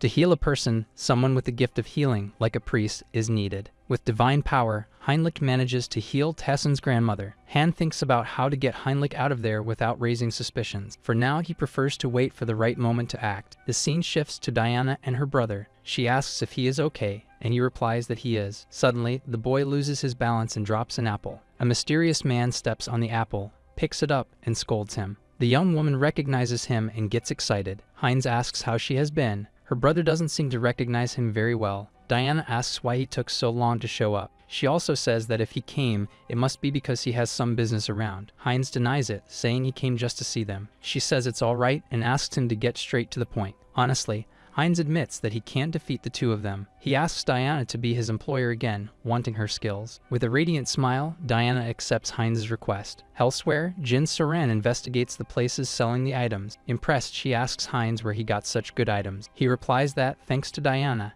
he obtained tools and information. A man informs that the pepper is in the warehouse and Heinz says he will sell it. He comments that the purge is over, leaving Soran confused by the word. Heinz reveals that he identified and executed all the traitors of the clan. Happy, Soran says that now the clan will be normalized and safe. Heinz says he will count on her to manage heterosis. Worried, Soran wonders if she will be able to maintain the clan alone. He affirms that Jin Soran is a competent person and that he trusts her. With a smile, he encourages her, saying he is sure she will do well. Emotional, Soran feels motivated by her lord's trust. Soran says she can handle everything, and Heinz leaves the place. He laughs, thinking about how he has been using dramatic lines lately. With a serious look, he decides it's time to start conquering the clan. Heinz recounts that with Diana's information he found something. He believes he has discovered the base of the Brokoslak clan. One of the guards wonders why the bonfire went out by itself. Suddenly, the door opens and a vampire thinks it might have been the wind. The scene shifts and a female vampire drinks a glass of red liquid with pleasure. Satisfied, she comments that the drink hit the spot. With her head down, she complains about being very lonely. Suddenly, a voice calls her a drunkard,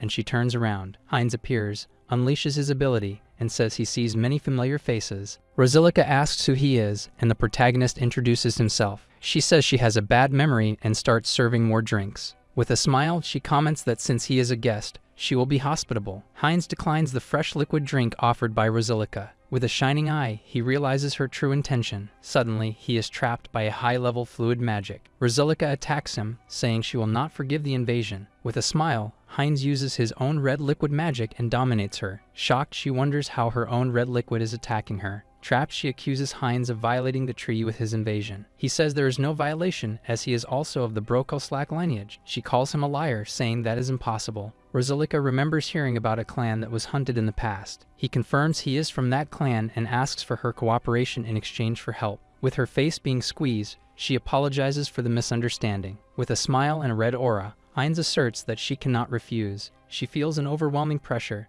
as if her master has changed. Heinz asks if she can now tell him everything she knows. Rosalika reveals that the true red liquid that governs Tharlaria is Lady Frisia. Her main characteristic is being a user of the demon eyes. In a garden, a butler asks Frisia if she is enjoying the human world. Observing the city, she finds the struggle of humans to live interesting. The butler worries about the expansion of the Protestant church in Refelashi. With a smile, Frisia asserts that the kingdom already belongs to Brokoslak. Suddenly, she coughs, sensing a strange presence approaching. A voice calls her, and she turns, surprised by the appearance. Heinz appears, and she comments that she has never seen him before, noticing his power. With his hand stained with red liquid, he assumes she is made of branched red liquid. Frisia looks down on him for being an inferior who dares to challenge her. With red eyes, she swears she will make him kneel immediately. She unleashes her power, but Heinz easily repels her. Shocked, she cannot believe he managed to dodge her demon eye. Heinz reveals that he already knows her ability and knows how to counter it. With a wicked smile, he shows that he is now very powerful. Surprised, Frisia realizes that he is a true red liquid. Angry, she questions him about the purpose of his attack. Smiling, he replies that his goal is quite obvious. He declares that he will take everything she has in Brokoslak.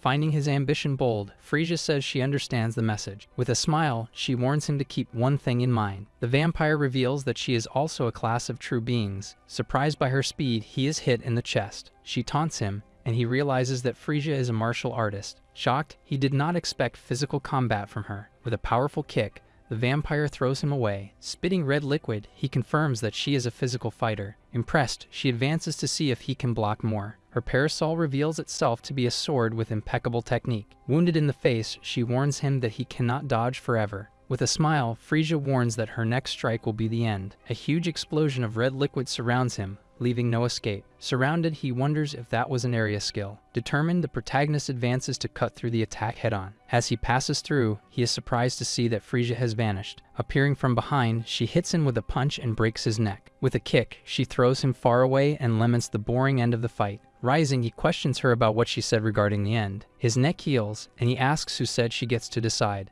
To her astonishment, he says that the fight is just beginning. Shocked, she cannot believe her neck healed so quickly. He reveals that he has a special ability called hybrid evolution. The vampire thinks he is insane, as few have survived her attack. With a smile, he admits that she has skills, but also flaws. Confused, Frisia wonders what he means by that. Heinz offers his hand, saying he can make her stronger if she follows him. Furious, she calls him a liar, gripping her parasol tightly. Insulted, she screams that she will pierce him until he cannot get up again. As she attacks, her body stops, and she wonders what is happening. A circle of red liquid magic traps her, and she realizes the trap. With a serious look, Heinz says that if she does not cooperate, he will use force. Trapped, she questions when he prepared the red liquid magic on the ground. He reveals that he is more of a red liquid mage than a fighter. With a crystal in hand, he says he can also do other things. Grabbing her neck, he prepares to use the crystal. He injects the Refelashi crystal into the vampire's neck. With unbearable pain, Frisia screams, feeling the power. He explains that a small dose would not be enough for her. A massive explosion of energy occurs as he steps back. Exhausted and in pain, the vampire falls to the ground, completely defeated. Furious, Frisia asks what he did to her and vows that she will not forgive him. Calling her ungrateful, Heinz says she should be thankful and asks if she does not feel a change. Shocked, she realizes that her senses and strength have evolved to a new level. He asks if she wants to thank him now, and the vampire reluctantly agrees. Suddenly, she tries to attack him,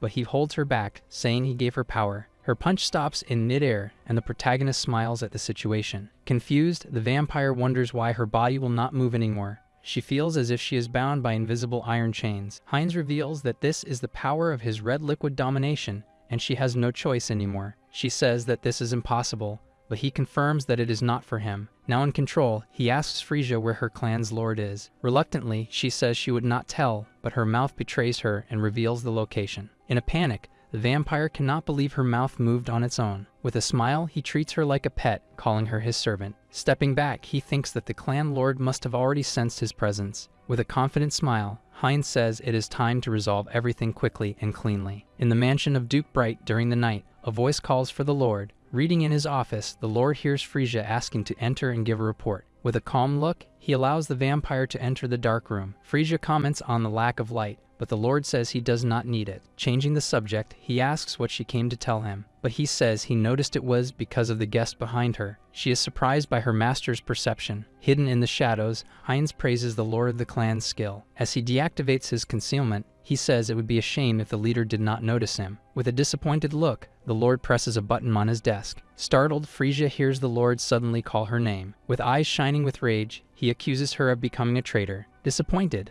the Lord tells Frisia that he did not expect that from her. Furious, he accuses her of daring to betray him to serve a new master. Trying to explain herself, she tells Lord Mullo that it is a misunderstanding. He reveals that he sensed the change in the smell of her red liquid after 100 years. With a scream, the Lord lunges to attack the traitor with all his fury. Heinz appears and blocks the blow, saying that will not happen. Shocked, Mullo cannot believe his attack was stopped with one hand. With Frisia behind him, Heinz laments having to resolve things this way. Mocking the peace, Mullo creates a sphere of red liquid, irritated by his audacity. The Lord activates a magic circle, swearing to cut the tongues of Heinz and the traitor. With the spell, he summons the children of Brokoslak for battle. He orders the red liquid creatures to attack and devour the two traitors. With a strike, Frisia destroys one of the creatures, saying they are not welcome. Strange about the situation, Mullo realizes that only a few were summoned. Seeing the ease of the fight, he wonders if those were all his subordinates. Furious, Mullo asks Frisia what she did with all his subordinates. Apologizing, she drops her parasol to the ground with a thud. Frisia reveals that most of them are now Lord Heinz's subordinates. Not understanding, he questions if they accepted a new red liquid without even resisting. Mullo says that it is no different from eating another of the same species among them. With a serious look,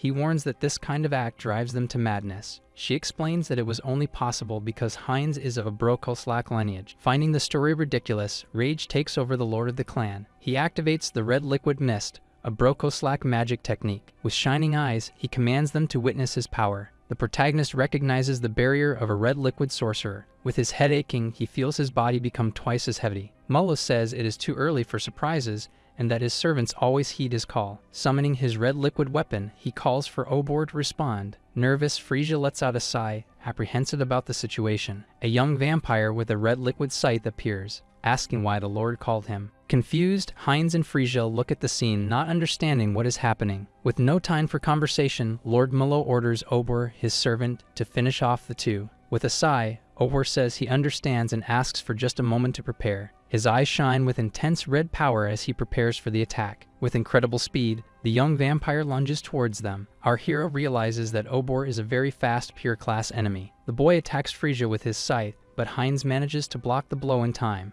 Not wanting to fall behind, he activates his acceleration ability to keep up with the fight. Caught by a red liquid spell, Obor is shocked that Heinz is using magic in the Lord's domain. With a scream of fury, the protagonist charges to attack the boss. Irritated, the boy tries to escape, asking if he thinks he can flee from there. Suddenly, Lord Mullo appears, blocking the attack and throwing Heinz away. Fallen on the ground, he laments having lost the chance to attack his main target. With no other choice, he decides to deal with Obor first and activates his acceleration. Mullo cannot believe it. Obor is the fastest of the vampires, and yet Heinz keeps up with his incredible speed. Suddenly, Frisia intercepts Obor's attack. Holding his hair, she says she never liked his attitude. Smiling, she invites him to have fun fighting with her. Mullo is shocked. Frisia is keeping up with Ober's speed. She defeats other servants, and Mullo questions her new power. Heinz approaches and says that the Lord seems to have let his guard down. Calling him a fool, Mullo prepares an attack with red liquid claws. The Lord warns that inside, he can never deviate. But Heinz is not worried about that. Then he reveals that he never planned to do this and lets his arm be cut off. This way he gains access and strikes the enemy. Shocked, the Lord accuses him of throwing his arm away to attack. He denies it, saying he is being economical, and his arm regenerates. Shocked, Lord Mullo does not believe in the instant regeneration of his arm. Holding the wounded Lord, Heinz says he does not plan to kill him, leaving him confused. With a wicked smile, he approaches and says the plan is different. With a shout, he declares that he will inherit the title of Lord. In a dark circular hall, a solitary coffin rests in the center. From inside the coffin, a young vampire with black hair yawns as she wakes up. Sleepy, she complains that she wanted to sleep a little longer. Stretching, she says there is nothing to do. With her eyes open, she feels that something has happened. The vampire concludes that something has happened to her children. In the mansion, a voice orders the next one to step forward. Heinz holds the Raffelashi crystal and commands the vampire to stay still. With a cry of pain, the vampire receives the injection from the crystal. The process continues, and he tells the next one to hurry up. Tired, Heinz complains that the process took an eternity. The avatar asks about the others, and Mullah says everything is already taken care of.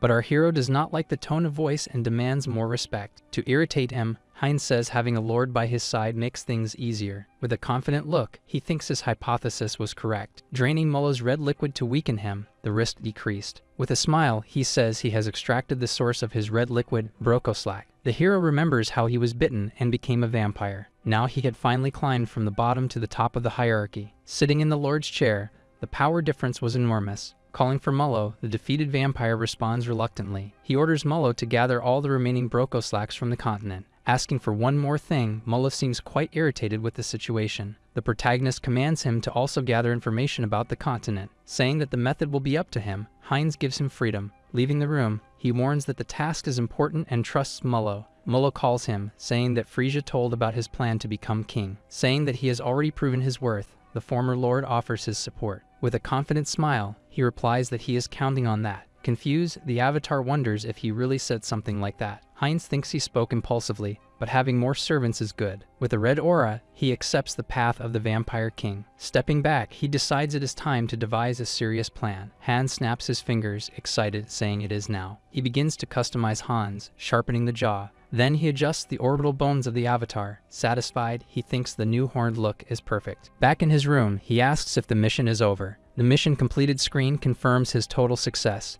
Excited, he shouts that it is time to go to the karma shop. He sees that he has accumulated over 1.3 million points. Curious, he wonders what the improvement will be this time. Without hesitation, he clicks to enhance his unique skill. Suddenly, a blue light envelops him, catching him by surprise. He is shocked to see 2 windows and hopes for 2 improvements. Confused, Han does not understand the new improvement he received. The option to have more avatars has disappeared. Now it only increases potential. Shocked, he shouts that this is not right for 900,000 points. Disappointed, he realizes the new skill called Entity Projection. The protagonist stares at the description of the new skill, curious. Not understanding, he reads that the skill can be used once a day. The ability allows him to project an avatar into his own body. Seeing his avatars, he wonders what that means. Upon seeing the other clones, he finally understands the power. Shocked, he realizes he can use the power of all the clones. Now he can use the power of the avatars in his own body. He looks proudly at all the avatars that appear on the screen. Seeing them all together, a feeling of pride arises along with the thought about the new skill. An idea arises. Using the projection with Hans seems interesting. Excited, he realizes that there could be 2 immortal kings, but thinking better, he decides it is better not to do that because 2 Hans are dangerous. With a smile, the decision is that the first test will be with Heinrich. Upon touching the screen, his body is enveloped by a bright blue aura. With the armor,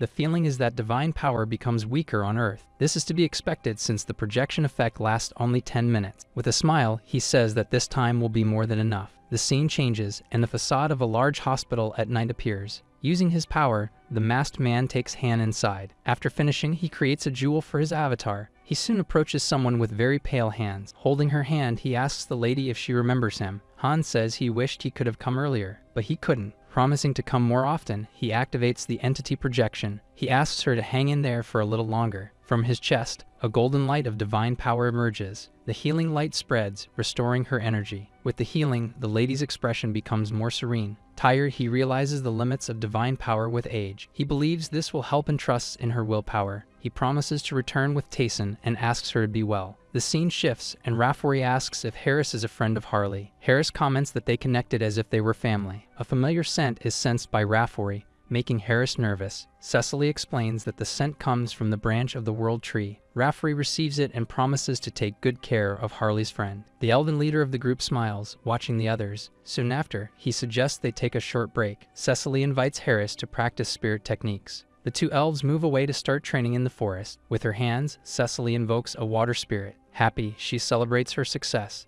Excited, she calls Harris to see the spirit she summoned. She asks why he can't do it, and Harris feels frustrated. He doesn't understand, as his affinity is at its maximum. Rafori approaches, explaining that spirits are companions. He says it's necessary to form a bond with them first. The high elf advises showing the power of nature. Harris realizes he was doing everything in the wrong order. Concentrated, he releases all his power and affinity with nature. Raffarie is impressed by how quickly Harris learned. With the training, Harris gains the skill Spiritual Magic. Cecily feels betrayed by him growing so fast. Happy, he says he took another step as a spiritual mage. He touches his new electric spirit and names it Watt. Raffarie says that from now on he will pave the way. He explains that all forests are connected to the mother tree. The High Elves can travel through a path that connects them. Raffarie encourages Cecily, saying she can do it too. Harris walks along a path connected to all the forests. He understands that it is a vast network of natural teleportation. The group walks along the magical trail, impressed by the power. Suddenly, Raffarie announces that they have arrived at their destination. Shocked, Harris wonders if this is the real-world tree. The sight is stunning. The tree is even larger than he thought. Cecily asks if it's his first time seeing the tree. Suddenly, a green aura surrounds Cecily, leaving her confused. She begins to float, and the others shout her name shocked. Raffarie comments that it's Harris' first time witnessing the ceremony. It is the eye-opening ceremony of a high elf. Harris watches, shocked, as the rare ceremony unfolds before him. With the power of the tree, all things begin to be reborn. A force of nature converges, and a spiritual elf emerges. The elf hands the fruit of the world tree to Cecily. By eating the fruit, Cecily becomes a true high elf. Harris realizes he can't just stand there watching. He decides he will not waste the natural energy of the place. The protagonist reaches enlightenment and gains the skill Nature Affinity. Happy, he can now strengthen himself by absorbing natural energy. Raffarie calls him, and Harris tries to hide what he was doing. Raffarie tells him to look to the side, and Harris is surprised. A branch from the world tree floats beside him, like a gift. Raffarie says the relic is rare and can become a weapon or accessory. Curious, Harris asks if Raffarie also received a relic. Embarrassed, he thinks about returning his, but Raffarie declines. Raffarie shares that his relic became a ring for his wife. Surprised, Harris finds the high elf more romantic than he imagined. Next to Raffarie, he realizes that the ceremony has ended. An elf says that Cecily will sleep to stabilize her energy. Relieved, Raffarie comments that he can retire with the new elf. He says he won't retire just yet, and Harris is confused. Shocked, the protagonist can't believe that elves retire. In Drasha, Harris stays at the academy and finds the place different. He expected a peaceful village, but the reality is different. The elves surround him, curious about the continent he came from. An elf comments that she heard the continent is a wild place. Another recalls that humans kidnapped Cecily, calling them evil. Pressed, he says that the continent can be dangerous. He mentions that he had good companions, and an elf is surprised. Irritated by the noise, he bangs on the table to concentrate. Lady Chaperon tells everyone to be quiet, and they apologize. The elves say goodbye to Harris, apologizing for the noise. Relieved, he finally finds a bit of peace and quiet. He thanks them, but Chaperon calls him low class. Irritated, she accuses him of being a mercenary trash from the continent. Not understanding, he wonders why she is so upset. In the capital, Raffarie reports on the Order and the new immortal king. The queen fears that the immortal king will invade their continent. Raffarie says that with Cecily, the queen can retire. The queen agrees that, thanks to her, one worry is gone. She heard that Harris is also remarkable and caught the attention of the tree. Raffarie praises Harris's talent and rapid growth. The queen notices Raffarie's excitement,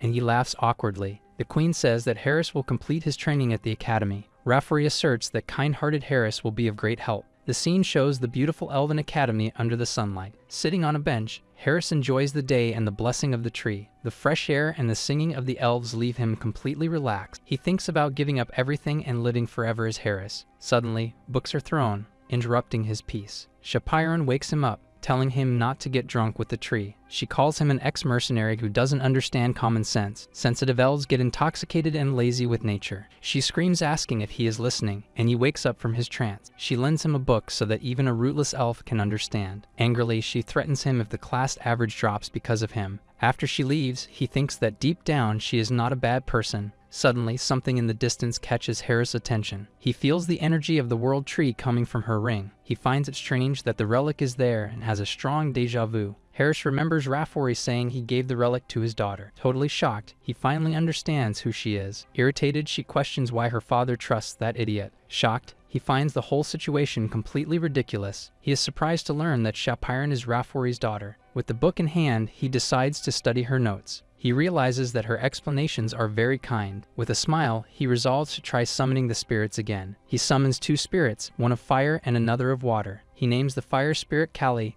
and the water spirit Pascal. Now with the trick, he finds the summoning much easier. Even Watt, his first spirit, has leveled up. Happy, he realizes that going to the Elven Kingdom was the right choice. He decides that he will adapt and not cause problems there. He believes that if he avoids Chaperon, everything will be fine. but unfortunately for him, he ends up sitting next to her in class. Not understanding, he wonders how he got involved in this. 10 minutes ago, a teacher talks about the bond with spirits. The teacher reveals that the secret is through dance and music. Bored, he listens about the festival for the new high elf. She says that the evaluation will be on a stage in the capital. He thinks that Cecily might be watching the performance. With a smile, he decides he will show his cooler side. Excited, the teacher announces a group project for Harris. Each group will perform their act for the bond evaluation. He can't believe he ended up in the same group as Shapiran. The other elves introduce themselves as Timer, Coffin, and Curie. Shapiran sighs, saying there is nothing to be done now. She asks if Harris has any dance or music for the group. The others say they have no ideas, which irritates him quite a bit. He remembers that it doesn't have to be a traditional dance or music. With a smile, he thanks everyone for their consideration. He says he remembered a song he used to sing in his homeland. He comments that it is a song his parents loved very much. Shapiran asks if he is confident,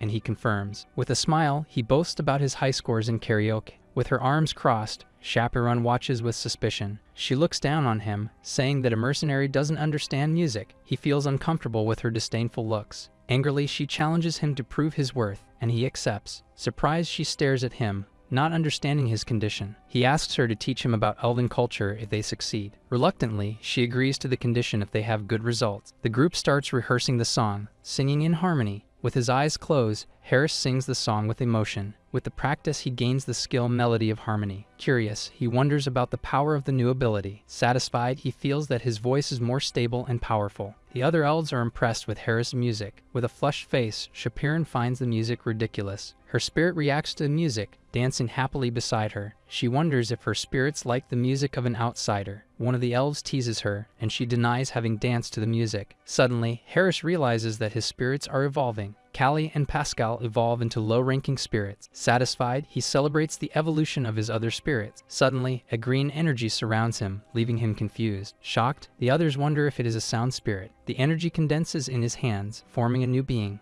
A purple creature emerges, manifesting physically. The others are stunned, as a manifested spirit is very rare. With a smile, he prepares to name his new spirit. He names the sound spirit Decibel, as it floats joyfully. Impressed, he celebrates having obtained a rare spirit. He remembers that manifested spirits can undertake many missions. One of the elves is impressed by the song that touches the heart. Excited, the others agree to present that song. With a smile, he asks Lady Shapiran for her opinion. Reluctantly, she agrees with the choice of music for the festival. Excited, he prepares to plan the presentation with the group. Embarrassed, Shapiran calls him to talk about something. She asks him to teach her to play the instrument, finding it interesting. With a smile, he agrees to teach her, and she feels shy. The four elves begin to discuss the division of the music parts. The scene shifts to a large amphitheater full of elves. Rafferty confirms with Cecily that Shapiran is in Harris' group. Cecily asks if he is nervous about his daughter's performance. Laughing, he realizes that Rafferty is actually very nervous. Cecily announces the presentation of the music prepared by Harris. The spirits join the music, playing along with the band. The other elves play their instruments with enthusiasm. With a smile, Harris leads the band with his instrument. Rafferty and Cecily are shocked by the infectious music. Shapiran sings, saying that the spirits will guide them. Cecily is moved by the music, finding the tone beautiful. With a smile, Shapiran sings about finding the miracle. Surprised, Harris cannot believe Shapiran's happy expression. One of the elf women is impressed, saying that the music is amazing. Another elf praises the music, even with her sensitive ears. Cecily calls for Rafferty, excited about the performance. Rafferty praises the use of spirits in the band's presentation. Suddenly, Cecily realizes that Rafferty has disappeared from her side. Proudly, Rafferty points to Shapiran, shouting that she is his daughter. Harris sings about embarking on a new light without fear. He thinks about how Shapiran helped in the stage production. Together, they sing, and he notices how much fun she is having. The two dance to the rhythm of the music, playing their instruments. Curie and Timer play the drums with big smiles on their faces. The whole band performs with great energy on stage. The crowd applauds and shouts for an encore, loving the show. Shapiran is shocked by how immersed she became in the music. Harris's skill affects Shapiran, proving that it works on her. She sees her father in the audience and realizes he was watching her. Harris asks Shapiran what she thought of the performance. Bowing, she admits that she judged him wrong all along. She apologizes for being mean and says she lost the bet. Rafferty finds it amazing the impact the music had on everyone. He believes that Harris will have a great impact on the Elven Kingdom. The scene shifts to the Great Temple, where the Holiness is working. Upon hearing Heinrich, she stands up and greets him excitedly. With a serious face, he enters the room at the Holiness's request. She welcomes him, but he pretends not to see the book about her and the hero. She invites him to sit and says she has something important to discuss. With a smile, she asks if he has heard of the Holy Sword. He thinks of the strongest weapon from fantasy stories. Embarrassed, he says he knows it is the hero's traditional weapon. She reveals that a decree has been approved by everyone in the church. The Holiness asks Sir Heinrich to challenge the test of the Holy Sword. On the outside, he is serious, but inside he celebrates the chance. She explains that the meeting was rushed because of the immortal king. The test will be at the Great Temple Pikul in the west of the continent. The location belonged to the Salb Empire, destroyed by the second king. The temple is in Lesk, the southernmost kingdom of the Alliance. The temple was built where the second immortal king was subdued. The Holiness says that the hero could not remove the heart. The hero purified the land with the sword for his successor. He fears breaking the seal, but she says that 300 years have passed. Therefore, she says it is time to inherit the hero's weapon. With a smile, Heinrich tells her to leave everything to him. Our hero asks when he should depart. With a radiant smile, she says he should go right now. Arriving at the temple, he admires the grandeur of the place. The Great Pikul Temple has a very different vibe from Roselia. A priest recognizes him as Sir Heinrich, and he greets him. Surprised, he wonders about the size of the man's body. The man introduces himself as Donovan and thanks him for the visit. He says that Heinrich is trustworthy, but he grips him tightly. Donovan remembers the Holiness, who used to call him Worm. With a serious look, he approaches, ready to be honest. Donovan threatens him, saying he won't let anyone get close to her. Embarrassed, he changes the subject, returning to the Holy Sword. Before anything, Donovan says he needs to tell him something. He warns that the test only happens once a year and many have failed. Confident, Heinrich tells him not to worry about anything. Donovan is impressed by the young man's faith, seeing him as a hero. With his hands in prayer, Heinrich thanks the divinity. He asks the divinity for help, believing in its power. Donovan guides him through the temple, which seems quite deep. Heinrich says that the Holiness informed him about the test. The priest explains that he cannot get advice as each test is unique. In front of the gate, Donovan warns him that this is his last chance to turn back. Confident, he swears he will retrieve the Holy Sword without fail. Donovan smiles, finding the young man's confidence impressive. As he enters, the test begins, and Donovan wishes him good luck. Walking towards the light, the first test of the Holy Sword begins. Even knowing that the tests are different, he feels anxious. The test is to reach the destination within a time limit. He realizes he needs to choose between two identical paths. With a smile, he crouches down, ready to start the test. Activating the blessing. Leap, he says it will be a battle of speed. Using his ability, he feels that something is wrong with the path. Running, he notices he still cannot see the end of the path. The vague objective of the test leaves him confused and unsure of what to do. He remembers the Holiness saying that each test is different. In a flashback, he wonders if the test reflects divine will. The Holiness explains that the divinity gives tests they can overcome. He understands that the test is not just about reaching the end. With clenched fists, he realizes that the test will push him to his limits. To conserve energy, he decides that jumping is not the most efficient. With a smile, he decides he will hop like a rabbit to tire himself out. Laughing, he feels as if he is back in military service again. After 40 days, he finally completes the first test. Exhausted, he thinks the time is a great exaggeration. He realizes that time there passes differently than in the outside world. On Earth, the ratio is 100-to-1, a significant difference in time. Exhausted, he decides he will abandon the test, having no more strength. He says that the test also tested his mental strength. As he opens the door, a golden light suddenly hits him. Surprised, he realizes that his body has been fully restored. He feels that, after recovering, he has become even stronger. Suddenly, Han notices the great advantage of the time difference. Excited, he decides to train for another 10 days before leaving. The scene shifts to two hooded figures talking about a body. Throwing the lifeless body, he says that soon the entire continent will be engulfed in darkness. He believes that with the immortal king, his plan has become even easier. With a big smile, he says he is ready for the abyss to open. And now with dark power, he raises his hand along with his companion. And finally, they say that everything is for the oath that defies the heavens. Returning to the test,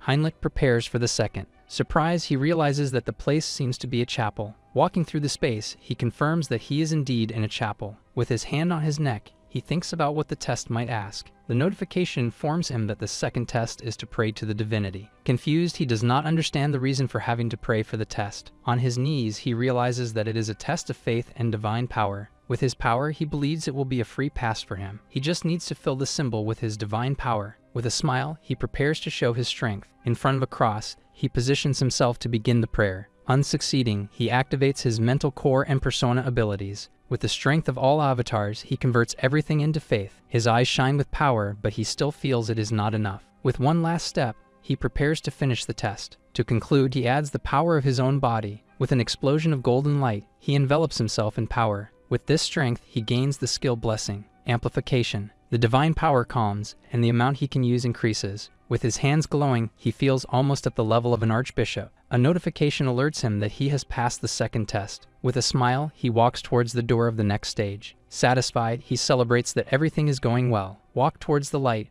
ready to continue the test. Confused, the new challenge asks to eliminate an enemy. Suddenly, a dark figure floats in the dark sky. He finds the figure familiar but cannot remember where he saw it. The dark silhouette hovers above him, watching closely. The figure reveals itself to be an arch-lich, servant of the ancient immortal king. With red eyes, the lich questions how he arrived there. The protagonist recognizes the skeleton's appearance as that of Hans before awakening. With a smile, he understands that the test is indeed well thought out. Impatient, the lich strikes his staff hard against the ground. Shouting for the church dog to die, he summons the undead. Irritated, Henrich wonders if he will have to fight against an army. But he soon realizes that this reaction was what the creator wanted. Laughing, he says that, unfortunately, he will not fall into the trap. Confused, the lich wonders why he is talking to himself. Angrily, he declares that his confusion ends right there. The lich commands his minions to attack, but Heinrich deflects them. With quick movements, he dodges all the attacks. He continues to evade, showcasing his agility in battle. Shocked, the lich cannot believe he dodged all the attacks. He orders his minions to crush him at once. Confident, the avatar states that his ability is not just to dodge. With a golden glow, he prepares to strike with his sword. The lich questions his power, and he mocks the undead's fear. Irritated, the lich says he is glad to be able to use all his power. With a purple aura, he announces that the battle ends there. Showing a wicked smile, he summons skulls for the final attack. Confident, the protagonist prepares to block the attack.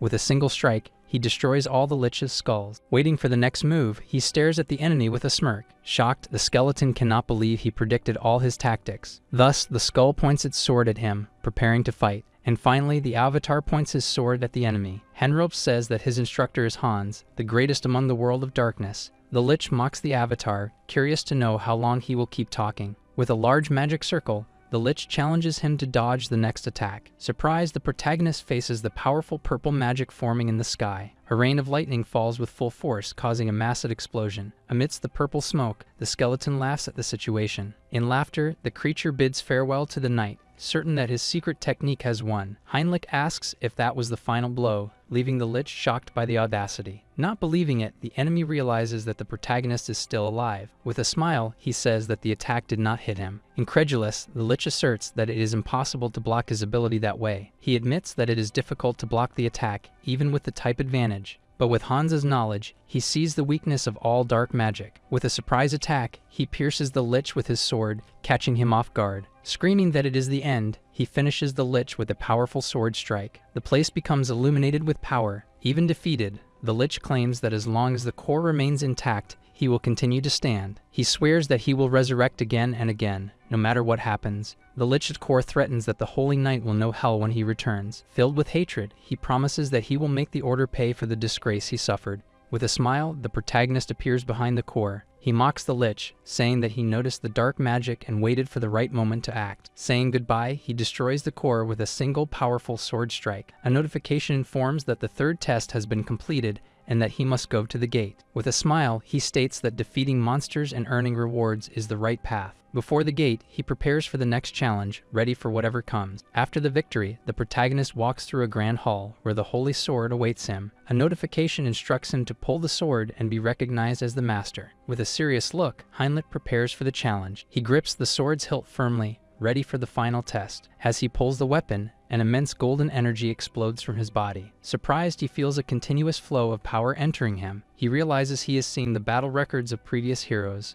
The knowledge of all who wielded the sword flows into his mind. Activating the mental core, he resists the emotions of the ancient heroes. With a shout, he commands the sword to come out at once. The sword flies into his hand, and he calls it his partner, gaining illumination. With a smile, he celebrates receiving the blessing of the holy sword. Surprised, he notices a glowing stigma on the palm of his hand. Holding the sword, he notes that it is charged with power. With a smile, he understands that the stigma allows him to wield the sword. His combat skills unite in the new Holy War of Logia. The protagonist tests the new battle techniques he has learned. Excited, he realizes he has become stronger and his movements sharper. Finally, he informs the holiness that he has recovered the holy sword. On a mountain, the immortal king asks the name of a wizard. Kneeling and afraid, The man replies that his name is Victor Nolan. Hans introduces himself as Hannibal Strauss, and Victor pleads for his life. The immortal king states that he only wishes to recruit and activates the Eye of Darkness. Suddenly, Hans feels a strange presence and is taken aback. Looking out the window, Victor asks if something is wrong. The immortal king reveals that sacrifice rituals have occurred in various places. Victor gets angry as they acted without his master's permission. When questioned about what he will do, the immortal king unleashes his power. With glowing eyes, he says he will hear the reasons personally. In a secret location, dark wizards perform a grand ritual. With a smile, the leader asserts that the 30-year plan is going well. He shouts that their sacrifices will finally be rewarded. Suddenly, the magic circle begins to unravel. One of the wizards laments that the spell could not be completed. Determined, the leader says he cannot stop and holds a necklace. With a scream, he offers himself as the final sacrifice for the ritual. A great column of dark energy explodes from his body. Another wizard observes, saying that he has finally embraced madness. He claims he will remember the man as the greatest he has ever known. With a smile, he promises that the world will fall into ruins. An immense tower of dark energy rises at the sight. Far away, Hans senses that something unbelievable has happened. The immortal king reveals that the abyss is opening after 1,000 years. Worried, he admits that he never considered a variable like this. The immortal king says that when he found them, it was already too late. Angrily, Hans decides it is time to settle the score with them. Suddenly, his body reacts with dark and powerful energy. Voices of hatred and revenge echo in his mind. They scream to drown the continent in destruction and erase all life. The protagonist realizes that they are the voices of the ancient immortal kings. A shadow of an ancient king appears and questions what he is doing.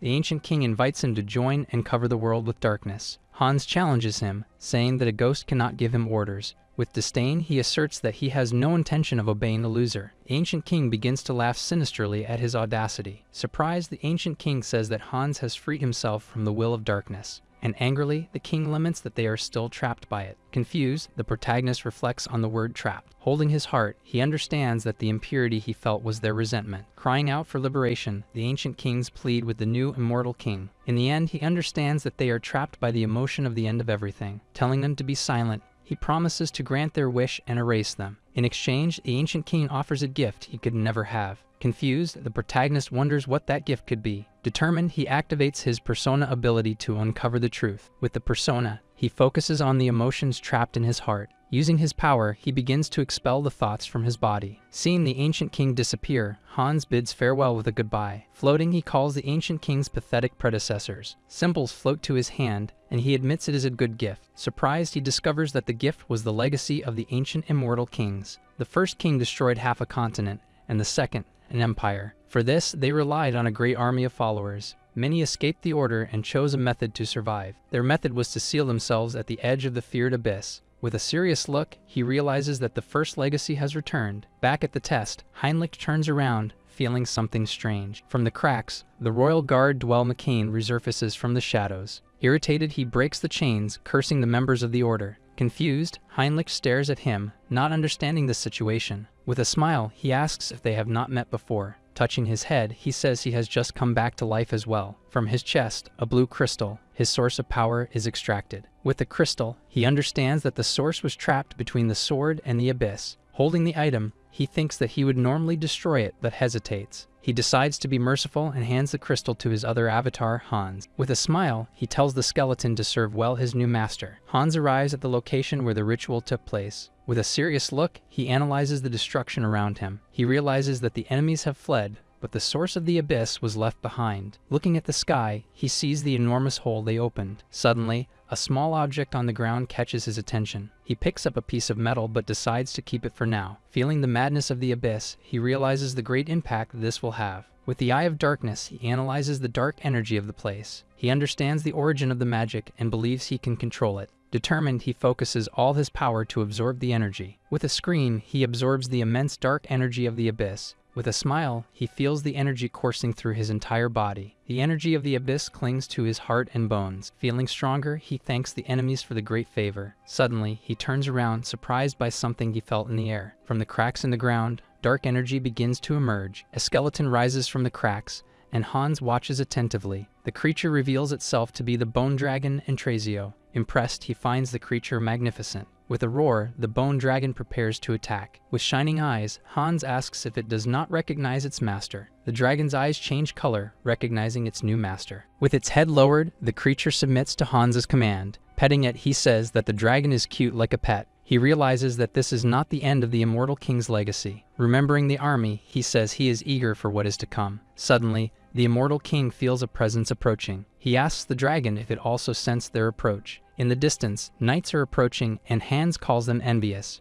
Worried, he says that this is a bad time to encounter the divine order. Comparing it to a new car, the immortal king says he needs to test the new power. With the abyss open and the dragon, he sees a chance to gain a lot of karma. Riding the bone dragon, he decides to seize the opportunity. He tells the creature, which has suffered for a long time, to fly freely. With its wings spread, the dragon prepares to show its power. On horseback, the divine order hurries, sensing the energy of the abyss. The leader says that, since they are few, they need to prepare for the worst. Suddenly, the sky darkens, and they wonder if it is because of the abyss. Realizing the danger, the leader shouts for everyone to prepare for battle. In the sky, they spot the bone dragon with the immortal king on its back. With a look of disdain, Hans asks what the servants of the order are doing there. The leader says they came because the abyss has opened, and Hans just observes. Irritated, the man asks what the immortal king intends to do about it. He shouts that tens of thousands were sacrificed to open the abyss. Shocked, Hans realizes that the challenge vow is crazier than he thought. Thus, he says that the damage from the abyss to the continent will be unimaginable. The man blames him for everything, but Hans denies it, thinking he is also curious. With a wicked smile, he decides that he needs to fulfill his role as a villain. Mounted on the dragon, he boasts, asking who else would do that. A knight shouts that he will judge him, ready for battle. He tells the order's hounds not to get excited as he came to give a warning. The knight charges, shouting that he will silence him. Archbishop Ladius shouts for everyone to stop,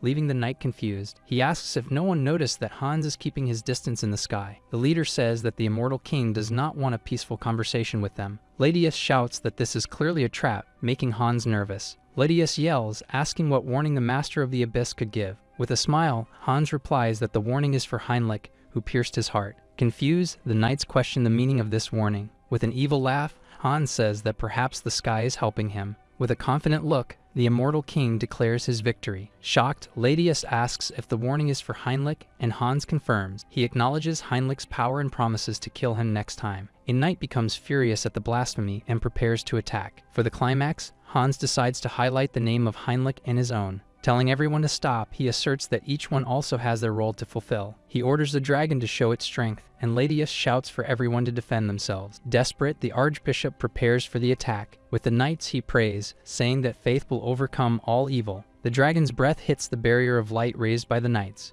With effort, the leader of the knights shouts for them to withstand the attack. One of them warns the archbishop that they won't hold out for long. With great effort, Ladius maintains the barrier of light against the dark attack. Relieved, the other priests celebrate having survived the attack. Ladius shouts for everyone to stay alert, but a knight warns that the immortal king has vanished. With the sky opening up, they realize that the immortal king has indeed disappeared, leaving everyone confused. Irritated, a knight says that the immortal king thought he could defeat them with a single breath. He continues, stating that they have been underestimated, while Ladius remains silent, deep in thought. Worried, the archbishop wonders what the immortal king's evil plan will be. Far away, Hans praises the dragon in Trazio, saying that its smoke was very well done. He pets the dragon, happy that they have gained a bad reputation without harming innocents. Satisfied, the immortal king declares that his play has been yet another great success. Suddenly, the protagonist feels that another legacy of the ancient kings has just awakened. In a distant forest, a dark energy begins to manifest strongly. From the shadows, skeletons rise from the ground,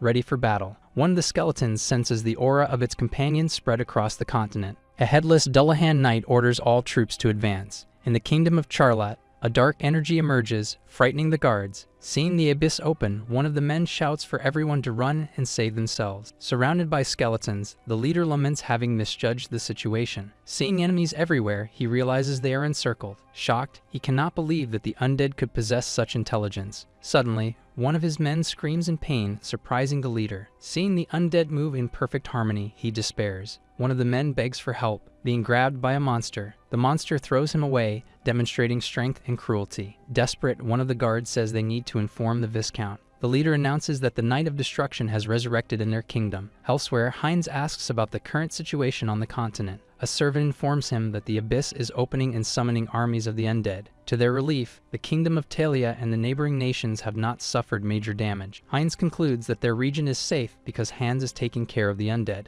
The servant asks Heinz if there is anything that worries him, but he remains silent. He inquires about the madness of the abyss and discovers that no one knows exactly what it is. The servant reports that there has been an increase in fights over trivial matters, possibly due to the madness. Finding it exaggerated, Heinz says that perhaps everyone is just nervous about the situation. The servant asks how he can be so sure, looking at him seriously. And thus the report continues, explaining that it is not just humans who are acting strangely. He reveals that even the movements of monsters have been reported as unusual and more aggressive. Our video ends here. If you enjoyed it, please like and subscribe to the channel. Until next time, bye bye.